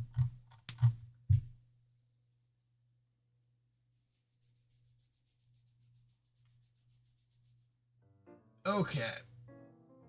Well, I'm gonna go to bed. I hope don't get trapped in your office and have to go through an incredibly convoluted set of events to try to break out, even though most likely it will not go as planned no matter what you're doing. So yes, I am enjoying the shenanigans. It's very fun and easy to read and go through quickly, which is very nice. Otherwise, I will say goodnight, and, you know,